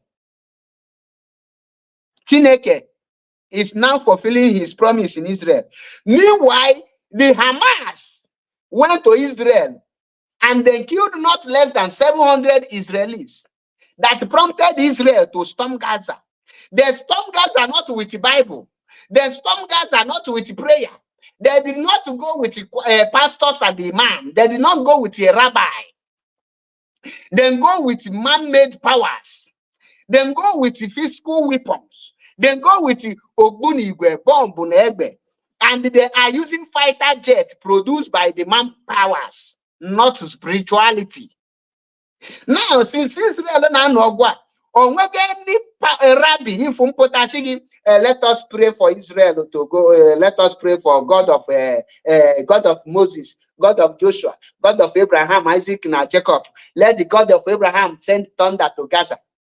Have you seen any thunder to Gaza? Gaza is it not physical power from Israel? The same way, face reality. We confront the reality, confirm one-on-one. You will sort it out. The word I know now, aka bajiaka, more blog number. Aka bajiaka. Israel made mistake whereby into prayer against Gaza. Gaza na hani. Israel one will depend there on the rabbis and the pastors. Why nebuko bia jelo kita ko Israel ko je pulu hamuma? Ima nebuko bi gal Israel this year man ogwal Israel no ogu na abia. Onwere any of them fun ogu na Israel. None of these people fun ogu na abia in Israel.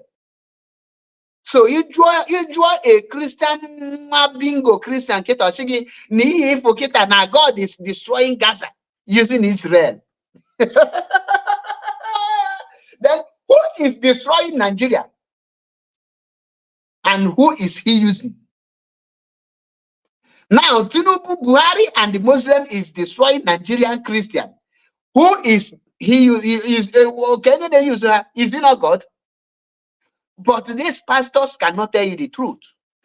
That is why if our people, no matter how intelligent the person is, ukucho kwashigi nafa Jesu, nafa Jesus, no nyenwanyi Jesus. Inekata ya na sando mo so. Kane you uswacha. Ezigboto uswacha. Nasi kedu mgbe our people get face the reality. Ke mgbe our people get mad that the problem of a problem anyị na-enwe bụ complete failure of government. Inwere ọkụ ikpetebere ya n'ekpere. Inwere ụzọ ikpetebere ya n'ekpere. Inwere company ikpetebere ya n'ekpere. Enwere nke manya na agba no say na enwere na since the creation of the world have not fought any world war. I say we have fought world war where say is African continent not a continent, not part of the world. I say which African country participated in that world war? One claim ka alo sajurajo. Where say na we 7 continents. Ni ya no bu European war, no bu world war. European war. And when they take a world war, Manadu to nada agonya Africa with some awful ka China, India we TC. What they cook Japan on Asia country. Adam ka. I malas maybe Japan no. Japan the other that side because Hana so ka China. Japan they ka China. Adam ka. Our people need to put out face the reality.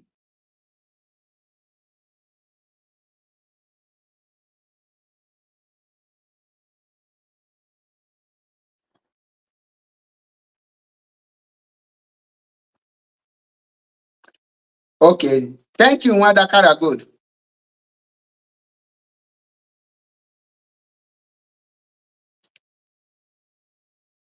In Asia, in a Pacific Ocean.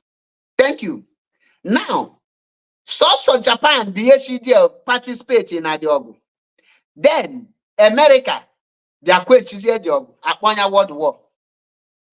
Why Australia as a continent, he solo no diogo. And with South American continent, I think North America, he solo no diogo. Out of 7 continents in the Noah, but also Europe with the Asia and America here no log. 4 continents of where no.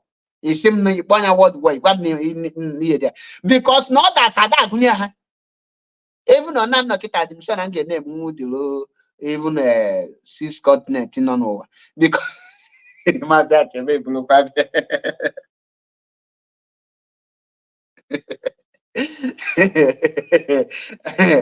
Asante mekuzi kampulo milishi imana maka na mbiti bali ba patije memo na kedebe our pastors no ka haja defend them pastors ni na waloso e crucify ya nwatolo Jesus say come on ligole no isike wolo do kubu ogidi oiso you go down where now enwe the world war ke country non Africa get defend in Africa. Because ke country non Africa, get defend in Africa. Guinea kunu ke we defend Africa.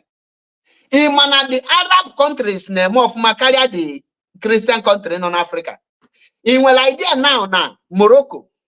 Morocco is now trying to build all their road to look like Europe, to have a constant electricity. And the reason, Hana Chima apply ka Morocco in Africa, or ka Morocco banye Europe. That make your history.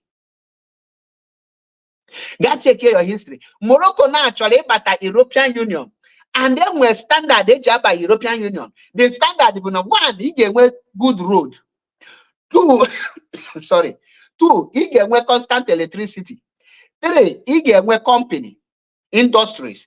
Four, he get nuclear weapons. He get no into power plants. Nuclear plants. Now Morocco is now building their countries in order to join the European Union. Egypt is building their countries to join Arab countries. Algeria, I believe, Tunis, mega apply ka join European. Agwahana the country had the standard, they reject here, and they rebuild again. Now Ghana, Nigeria, Sierra Leone, Gabon, and medical development. All the North Africans are developing fast. That is why Nigeria Tata. The place Hangwelo, all the Janjatic pastors, their country visa is useless. Your passport is useless. Ike Chuku Kode. My YouTube name is Biafra Unity TV or Mazi Achebe Paul TV. Mwanwe Hanaba. Mazi Achebe Paul TV. Biafra Unit can broadcast Kalenia. Very soon we hear there. Nge go tell another phone because of phone is working here with with laptop now. I connect to the honey. So Jilo Mundo cause me here do phone can not use or full laptop. No me can show we engage in set the thing set here no life now on my channel. And they create him another backup channel, all faces in Dotland. Come on with that very Facebook page. Because on net Haja report to Biafra Unity and the Mazache report, most they actually put to the page. So I every day more than 5 hackers not try to penetrate here. So and them no matter how things it create something to back up in case of necessity. Chino so Felix, greetings one Chineke.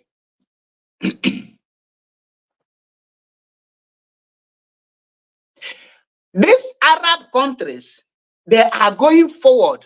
Morocco now is building their own car. They are producing their own car. Very soon they will unveil it. Now Nigeria, can they produce? Nigeria now is rated after Afghanistan. Afghanistan is the world terrorist country, the #1. Nigeria is #2 in prayerful, most powerful country in the prayer. Then Nigeria is in which position in the normal most powerful country? You can't see them. The most powerful country without anything, is that not a disease? A disgrace before the whole world. I think Nigeria at this point. Because we have failed to face the reality. Any day, the Reverend Father has stopped deceiving our youth. Bidi Gwaha the truth. Bidona Gwaha that the only way out of this abject poverty is hold your government to start working. Kedu kigeji na akolu governor lu bridge aka. Imopana Italy amona gino na. Any senior concrete that is their mayor make it we put away we uzo we make campaign na any place here. Haga me pure water, haga me okute. The reason haga me okute bu gini basta ha no uzo. Ino katiji uzo bia na emelu hakon. Iya but they are right. You don't need there. It's also geji na emelu only Italy campaign kita di ge mu gwo increase. Ni ge made their country and alone most powerful country in the world. That is why there is campaign going on in America. Get Trump if you hold your campaign. Get Joe Biden if you have your campaign. Get other people. Any of them I will do bring electric. in America. Onya had that boost already. Mana hope Uzodimma mepele ọnụ o ji eli nsi eli ede. We're thinking that Naya put 4,000 Imo light, Imo youth to European Union. Or anything, Kenya had job. Joanna, who created the job? And why can't he create the job for Imo light? How many Italian people, you know, Katana, an Italian prime minister or Italian person, potentially Italian 100 Italian people to in America. That place called Galito, all that go that place because you need to create that job in Italy. There are some certain things you don't need to say. If you say it, you have already failed. But in Nigeria, akobalonya haka go. Ndimo are shameless. We kobalo hope Uzodimma aka iyele emegbuom. I was very that is iyele na-eme iru n'anya.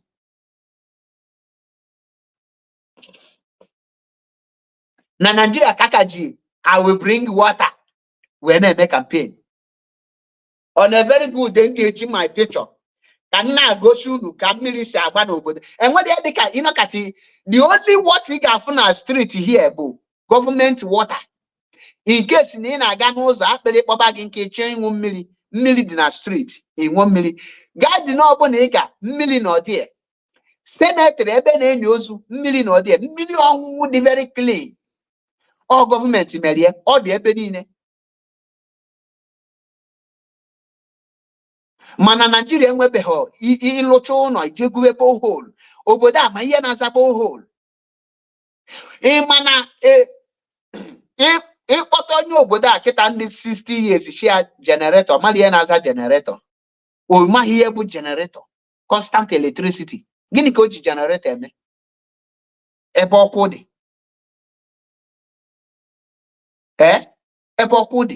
there are things I na-agwa unu and I try ka I make unu matter the solution to your suffering.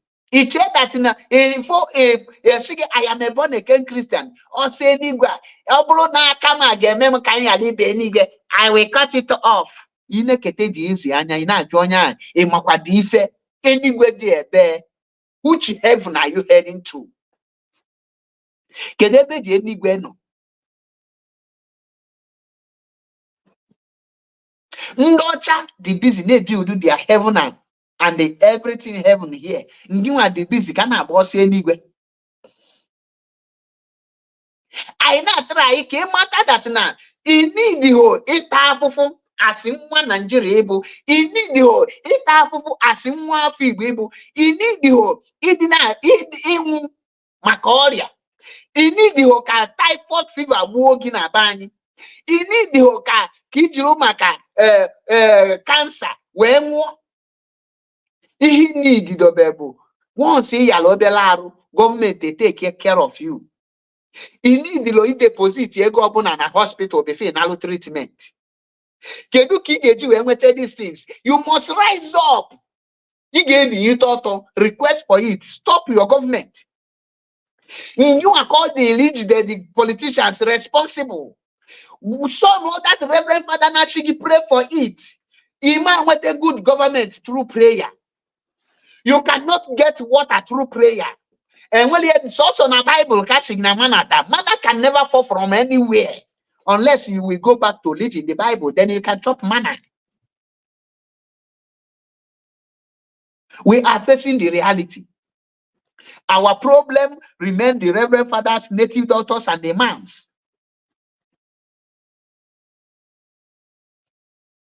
Will she make people can believe that there is anywhere power na appear? Iya can she appear brainwash? Iganga na any hospital na ban. Ilu there for the kind of ya na aya. No solution, no treatment. Iye nenyebu all to reduce the pain. It might be reasons many people are not taking a hospital no na ban. But because there is no money to acquire the medicine to apply to them. There is no money for surgery. There is no money for operation. There is no money for the equipment to acquire the equipment for proper treatment. That is why EAG not a hospital. If at this place now, in on our hospital 1 week, the equipment to solve your problem. They will refer you to another hospital, the bigger and more specialized, more faster. He refer it here. I walk sharp.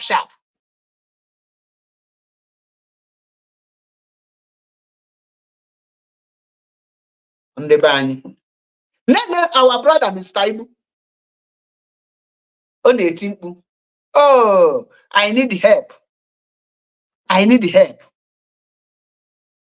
Only Taligate, I need help for treatment.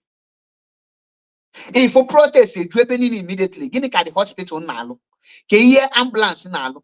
Can you hear all this? Their people. Can you hear the hospital not there? Can you hear the duty of the politician? I'm not behind your chat. No, but on your chat. Ngangu makano nwele go je treat onwe.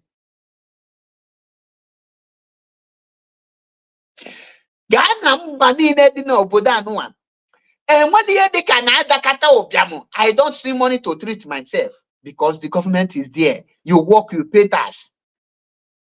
Owners of companies na pension na ezumike nka. Company ahụ ka na-alụ ọrụ ọ no longer government ma ọ na-go pension ọ na-enazi ego from direct from government a na-akwụ ụgwọ ọnwa. The company na-efesi kwali ego o nwezi iko mezie nwa ya nwoke the manager or the CEO mana ọ ka dị ndụ na Nigeria ịma ihe o pension ịma na any company na-alụ ọrụ here ịlụ ọrụ 5 years 10 years ịlụ any company ịlụ ọrụ 10 years here ị na-apụ there e ga-enye gị gratuity of almost 8 to 9,000 euro maka na ịlụrụ ọrụ there o solo na pension ị ga-ana mgbe niile ịlụzuru ego pension gị na pension gị.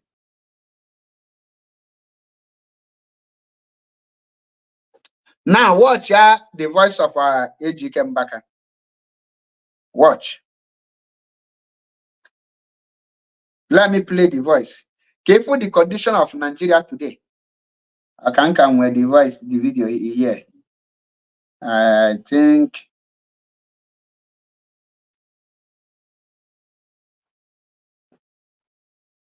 Now pay attention.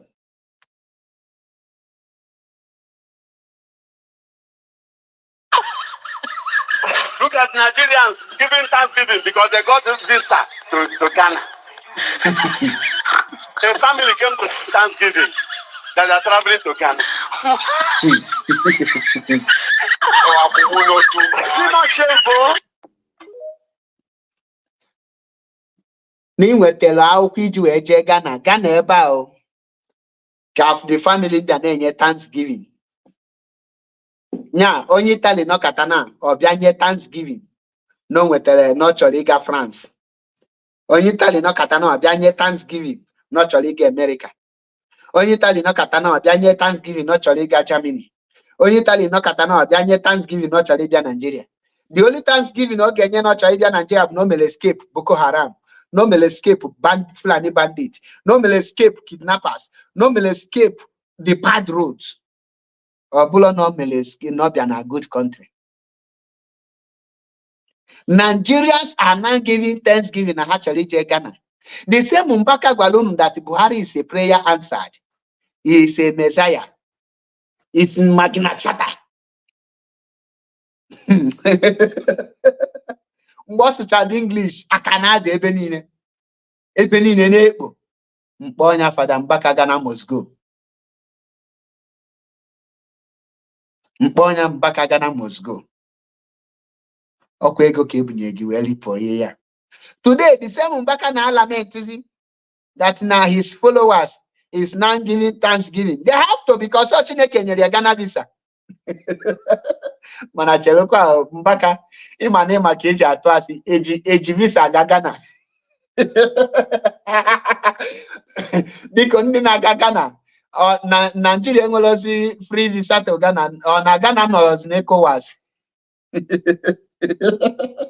Ka ọ na Mbaka mara ihe ha bịa nye Thanksgiving. Biko ndị Nigeria nọ na Ghana biko kọwaa ma ọ bụrụ na ọmụnwa na-eme mistake. Maka na mkpụrụ mmiri nọ na South Africa si n'unu mana ha dị iti volleyball. ọ na ọlọzi passport ka eji aga Ghana. Ghana na-request for visa.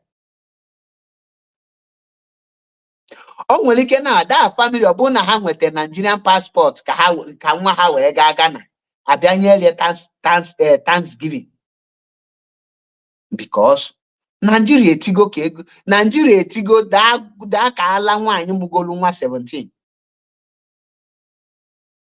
Agwa gị, I need a country of our own to build it. Ka I build a country ebe ga-ebe na-aya arụ, ịma abịa yowa ego ka Mr. Ibu. Iyaba arụ, ọ bụ na ihe your family need ebe die number, ewere ambulance bịa buru gị pịa n'ụlọ ọgwụ, arụ nụọ gị test ozugbo mee gị general test, nyocha ihe niile, nyochapụta ọrịa niile dị gị na-arụ, etiritie nke within 1 week 1 month na-achị back to work. Ihe ahụ country I need. Country ebe ị ga-ebe ịkpa over speed enye gị file oge ozugbo, enwe speed control, I reduce the rate of untimely death. Ịjụrụ onwe gị gịnị kpata na anaghị enwe accident n'obodo anụ ka obodo anyị? Ịma na regulate chere mbụ na ịṅụọ mmanya na inwe right ịnya moto n'obodo a. Ịma nọ n'anya moto n'obodo a were fonu tinye na ntị wee na-ewere ofe aka.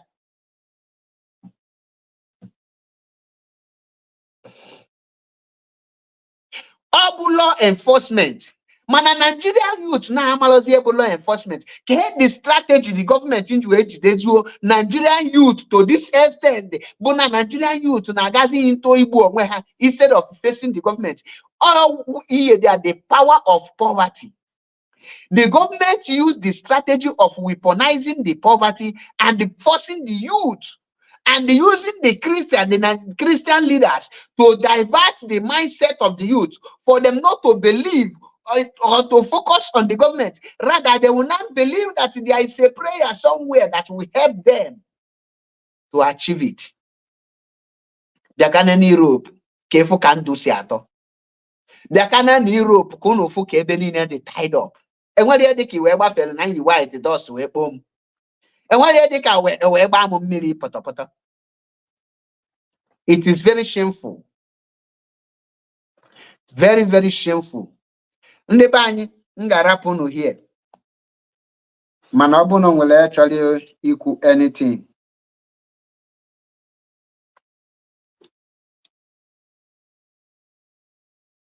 Ọ na nwere actually itinye any contribution. You can call in. Ọkwa iji number to call in. Ọ bụ na ejire number, you write me you want to call in.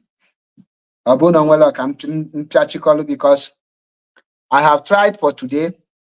Why our brother Mr. Ibu, ọ bụrụ na ha wana art film na art the bad government will their role as a Nollywood actors and actress to pass message to Nigeria government that niye ha na-eme adịla mma.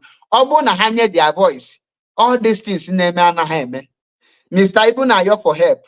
Sam Loco, you're for help. Okay, mba, you're for help. Ọ nwụrụ ọnwụ mgbabi. Nke gịnị ka na-akpịa Emeka ani yogide for help use onye mee fake miracle up and down before nye ego general treatment. Egbe igwe nọ down for complete 2 years.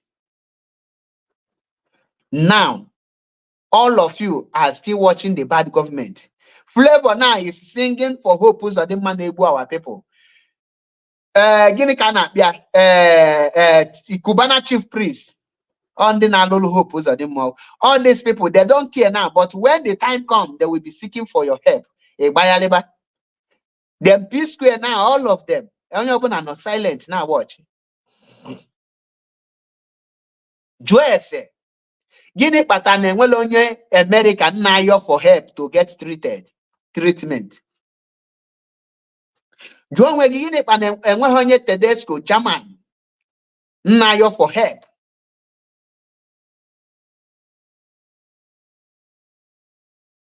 Gịnị kpata na enweghị onye Italy na-ayọ for help ka wee treat anya maka na the poor people na-aga the same hospital big men na-aga the same treatment ka ha na-analụ. Enwere dị ka big men hospital. Ọ bụ na ịkpago ego na Europe na ịchọrọ ispend ego ị gaa na private hospital. Ilo there, hey, spend where's ego. And then miracle. Is it not to the case of Mr. Ibuka? Ebuko being a Jew, ego she power, then a heal the true. But when the people ama mgbe ha gara ọrịa amazi physical na ndị adaga ọrịa amafụzi ha ka abịa mee miracle. Mgbazi ha all the pastors are disappear. Ọ ya na-ewo nwanne anyị nwoke Mathias Ezeaku iwe o ji akpọ ha ma iyi. Because there is miracle. Use this Mr. Ibu to perform the miracle for us to see it. Ka ifia n'anya.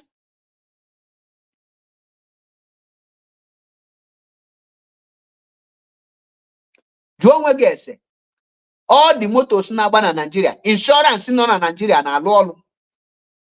Ọ na mpaki moto na street ebe ni. Jụọ bịa Europe here, ị ma na enwere dị ka agbacha fence tinye gate.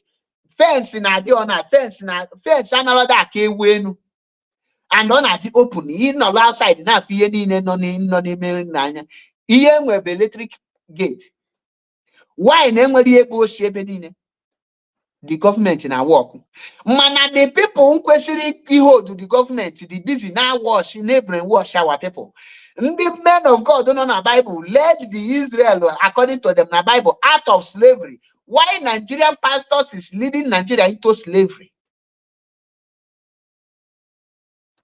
After Mr. Ibu put now, okay, will platform ya where go our people the reality.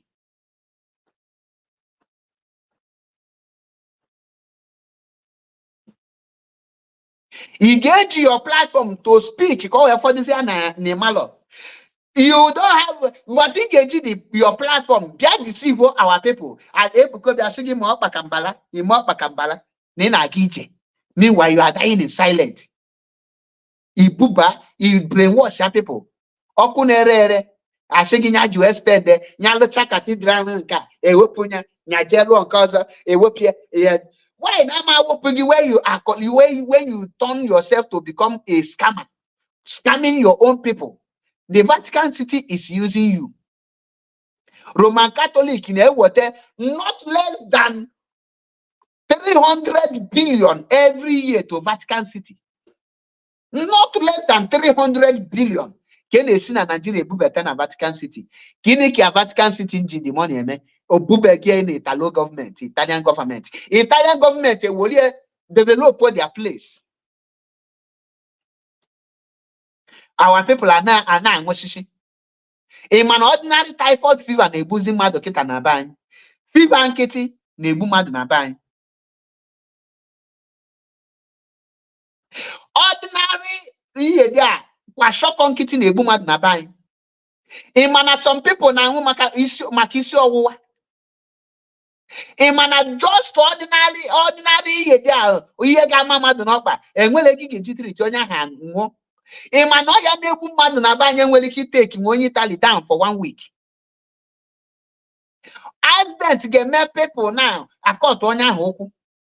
Maka gini there is no hospital and there's nobody speaking.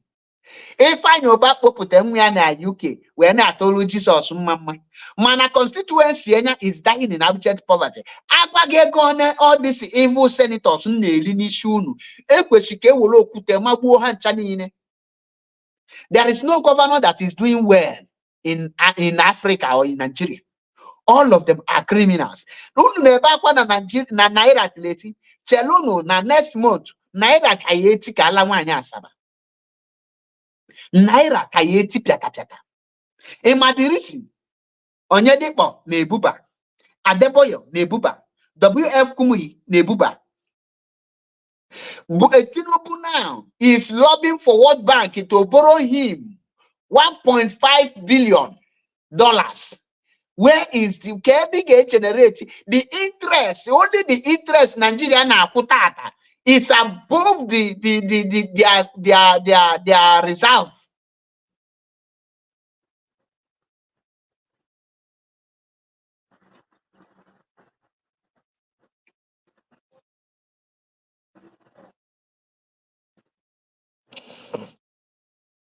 They check all this money Nigeria na borrow. Kedebe all here and contribute to the your currency that. Because you are now servicing the debt. Ege kwesiri ju develop the country. E woli na servicing the debt. Juo nwegi abacha loot ke ebe ọ dị. Your oil, how many millions of barrels a day na Biafra land? Where is the money going into? The money Buhari borrowed, trillions of dollars borrow. Where is the money? Why that now your pastors, your reverend fathers are not asking the government any question? That in Ashi, great Apostle Paul, innate Apostle Paul, he did a great job.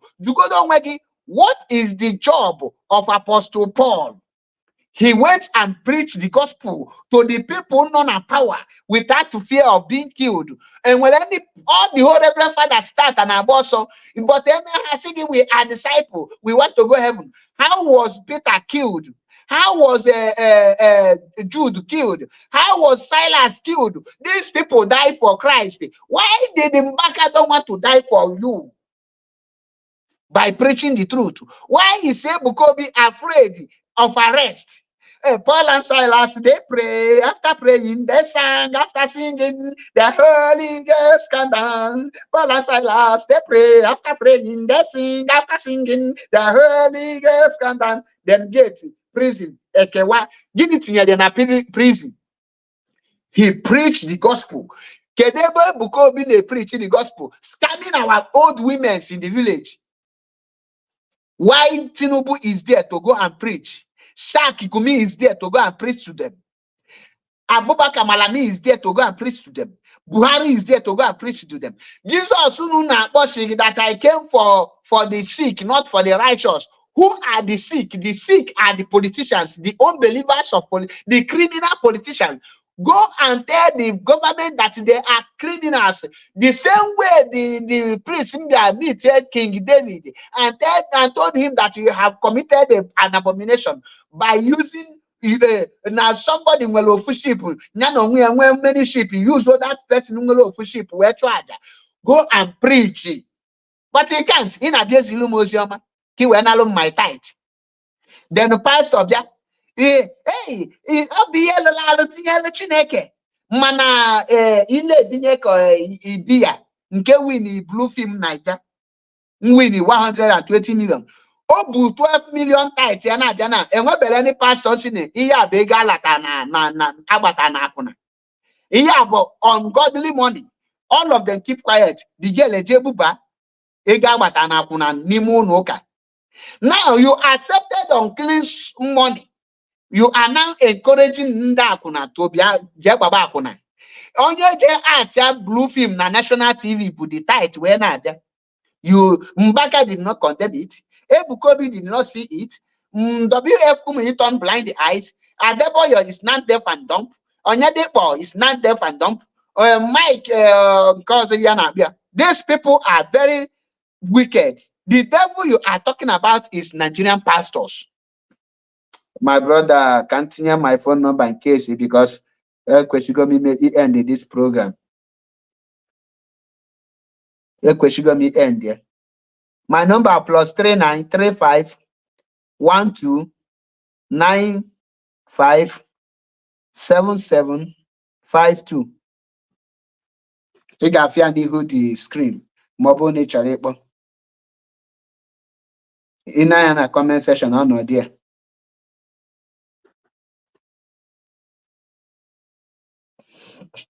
No idea no now you screen. You try about in 2-3 minutes to make your contribution. The Satan, the devil you are casting and banding is your pastors and your bishops, your reverend fathers. Why are they afraid of being arrested for speaking the truth? Why can't they speak the truth to the government? Why can't they speak the truth to the leaders? Samuel saw that obedience is better than sacrifice. Why in back actually Tinubu that your people are dying? Why now Bube Monson Jibanwon Kitty? Why not WF Kumu keep silent? Why are you people not reflecting the image of the men of God in the Bible?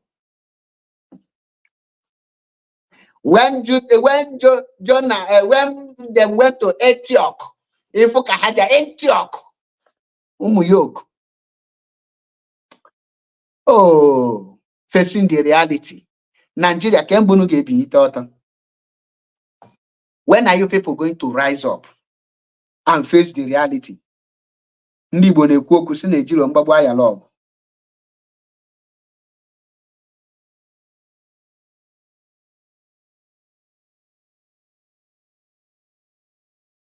Now,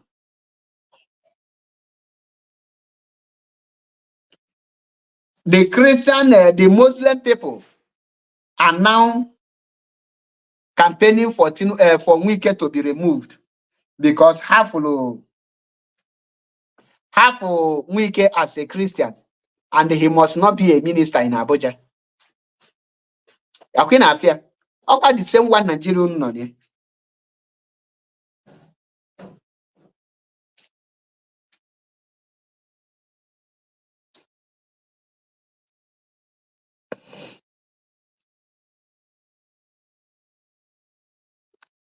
Kanaya, potassium. Don't chase cloud with a Mr. name. When you are busy acting the only thing that will favor Nigeria, Onana art it to portray the image of Nigeria the way it is. Nigeria government, ayali eating on here. How many of the celebrities now caution Nigeria?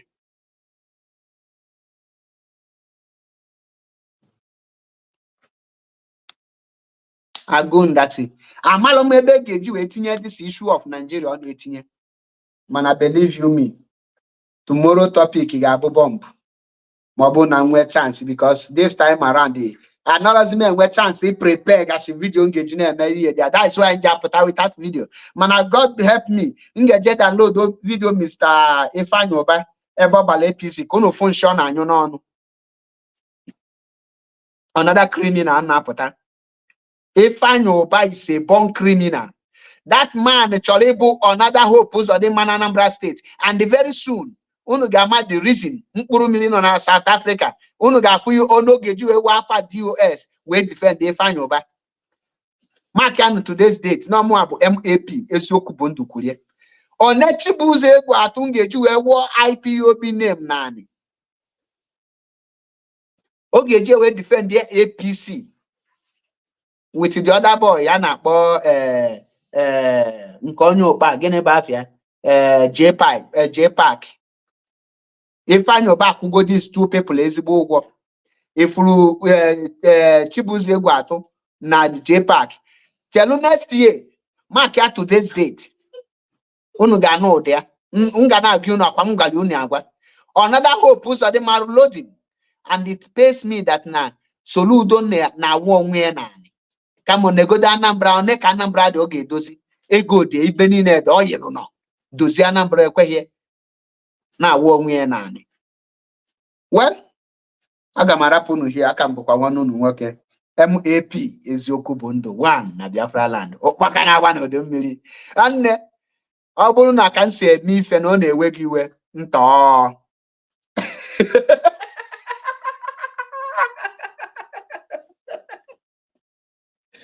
ọ bụrụ na my character na nke ikpeazụ a na-ewe gị iwe ntọọ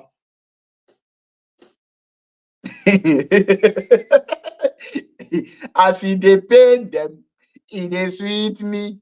As e dey sweet me, e go dey pain them. As e dey pain them, e go dey sweet me.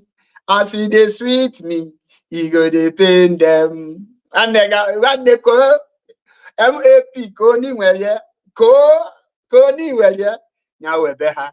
Iwe ndị na-ewe ihe ọ na-ewe some people. MAP when na-achite na IPOB wee kwụọ daizie wee busa ebe ọbụla wee ka ha wee lụọ ọrụ mba for that na MAP ama nọ na IPOB efolu ntutu taa ọnwụ ike ga-egbu unu very soon. Ọnwụ ike mkpọnana ga-egbuchi unu niile ndị a na-eche ka MAP wee daa mkpọnana ga-egbuchi unu bụ ezinụlọ unu. ebe ọbụla nọ gba mkpọ na ọbịa gbagbuo ezinụlọ unu. Ya ekpere na-ekpe n'isi unu. Esolo m na ndị na-asị pray for your enemy to live. I pray for my enemy to die. Thunder gbagbue my enemy. Ọ ya ekpere na-ekpe. Nwanne ichie m aka ntị ebe a, mkpuo gị aka ntị n'etiti ihu. Chineke ekwenye ihe ọjọọ ka ikpuo m aka ntị ka ntọ n'ọrụ. Ikpuo ọkwa kpuo gị n'etiti ihu, mkpuo gị nke a, kpukwasa gị nke ọzọ. That is my life for you. Mmụọ ji aka na-enye kama, na na-eche ka kama ka nwenye, ma we give you the kama, you taa the kama ozugbo ozugbo, ịbụ onye ala. Na-emife ndị mpi anya hie eyingo eji ụjọ wee to nnọkọta mbịa lacha oke mkpi ike ke were kọdụ. Abịa ma IPOB with clean heart, and I pray today onye ọbụla nọ na IPOB with motive of betraying Maazị Nnamdi Kanu or abandoning Maazị Nnamdi Kanu or sabotaging this Biafra restoration, ka Chineke napụ ndụ ya n'ike, ka onye ahụ luzuo ndụ ya n'ike, ka onye ahụ gbabie. Ọ na mkpere ka ọ ga-adị n'Eke, ọ na-aka ọ ga-adị n'Orie, ọ na-aka ọ ga-adị n'Afọ, ọ na-aka ọ ga-adị na Nkwọ. Icheelu Maazị Nnamdi Kanu ajọ echiche ahụ abịakwute gị. Ichekwa n'Orie ezigbo echiche ahụ abịakwute gị. Onye ọbụla nọ n'isi nji nọ n'isi wee na-apụlani one egeji wee pịawa Maazị Nnamdi Kanu azụ, ndị mmụọ na ndị mbụ na ndị egede ga-apịawa gị azụ. Ịma dị ndụ fụ ka Maazị ga-apụta, ị ga-anwụ bifo Maazị apụta. Unu aka na-pretend hey Biafra, I stand with DOS, ma you don't stand with the leadership, or you are just pretending working with one Nigeria. Ọ na-ahụ ka chi gị nke gị ahụ ga-eji wee work against you. Mgbe ị ga-eji mapụta na social media resign ya ka mkpụrụ mmiri na South Africa, because if I na-emebi ife mmụọ, people have died, and ị kwesịrị ịnọrụ here for now, ịnọrụ with pure heart, ịnọrụ with with everything in you ka ị ga na-etinye ịyala ime ọ na Chineke napụ gị ndụ n'ike. Anyị needlo inconsequential idiots. Anyị needlo ndị mere n'iru kwa mpete n'azụ. Ọ bụrụ na ọ ka ịkwatuo mmadụ ibe gị na this struggle ka ị wee rigolu, ịnọ na-ayi position mmadụ ibe gị ịchọrọ iligo, ịkwụba asịrị ka ịkụtuo onye dị. Ọ naghị iji akwa asịrị ka chi gị ga-eji kwuo asịrị na ndụ gị wee kụtuo ngị nwa. Onye ahụ ị na-akwụkwasị asịrị ahụ aka ya dị ọcha, ọ ga na-aga n'iru. Asịrị gị nwere ike ịlụ ọrụ ma ọ bụrụ na aka nyanwa na onwe ya dịkwuru ọcha. Unu na-abada dajio spinal cord. Nwesị ndị ji obi ọcha ha alụ ọrụ, ndị ji obi ha wee nọrọ na IPOB, ndị ji the love, pure love ka enweta Biafra, ka Maazị wepụta wee nọrọ na IPOB, ka mmụọ niile nọ na Biafra chekwaba unu niile ebe ọbụla unu nọ, ka mmụọ nọ n'ala Igbo na-echekwaba unu, nye unu ngozi, chee unu ọpụpụ unu na mbata unu ga-abụ ya goziri agozi. Onye cheelu na ihe ọjọọ ka ihe ọjọọ ahụ naghachila onye ahụ, onye cheelu unu nke ọma ka ihe ọma naghachi bịala onye ahụ. Wee sị na unu ama adapụ n'ụzọ, unu ga-anọ wee restore Biafra. Ifeọma ga-emela anyị. Onye ọbụla nka nọ n'ime DOS wee na-ewu position ya na-eme ka this struggle na-ayasa, wee na-pretend ka spirit of iko nsọ chawa the person n'ezinụlọ ya azụ. Ọmama mgbe ọ ga-eji mapụta na social media bịa resign ya. Ka the spirit of Maazị Nnamdi Kanu parents chaa the person na ezinụlọ ya go. Ka the spirit of Waka Waka Biafra binye chawa the person azụ. Onye ọbụla si na nne ọbụla na-ekponye aja na garị ka Biafra yara ịbịa, ka spirit ndị nwụrụ anwụ visit ya data ezinụlọ, dọlụ their souls ka ha nwụọ nke ha. Ọ na mkpere ka ọ ga-adị n'Eke, ọ na-aka ọ ga-adị n'Orie, ọ na-aka ọ ga-adị n'Afọ, ọ na-aka ọ ga-adị na Nkwọ. Any person bịara fọm kabals ka o wee megide mmadụ ibie, mịa ma kabals ahụ ga-ada tie afọ na amị. Ọ na-aka ọ ga-adị ise ya mala anyị niile mma. Eji m obi acha m wee nọrọ hie, echelọlụ m Okeke echiche ọjọọ nke nji echeela Okafọ echiche ọjọọ. Mmasị ya adịla anyị niile mma. Ndụ mmiri ndụ azụ, asị m mmiri ata na m azụ anwụ na nke onye chiri onye azụ elu. Ka ọ dịnụ mgbe ọzọ, until I come your way again. ekwene ka mmadụ mee gị ijiri iwe ichi na imechago. The worst saboteur ị ga-enweta bụ onye ọbụla abandon his or her leader in the hands of enemy. That is the worst saboteur. If you abandon me in the hands of my enemy, I will never forgive you if I come out. I will never forgive you. That is the worst sabotage you can ever see. Or the worst sabotage. The person choko egbogi. When you abandon the person and the person is killed, who do you? By the time you come back, you say, hey, I am sorry. I am sorry. I am sorry. I got what Chitonya has. Namala ini nema umu Chineke. Until I come your way again. Akambukwa wanunu nwoke. MAP Ezioku Bondo. One. Na Biafra land. Almost here Biafra. IPOB. One family. One family. IPOB. I greet you all. Chinonso Felix. I greet you. Jude Matu. I greet you. Nwada Karagod. Mbedoma. Austin. Mabo. Greetings from here. Lawrence. Ekenekwamu Ikechukwu Nnaji. Ndewo. Daniel Francis. Ndewo. Nyamala inine monte, come your way again. No retreat, no surrender. Onye gbawa some mia. Onye lalo lebule gbe. Ndewo. Kodine echi.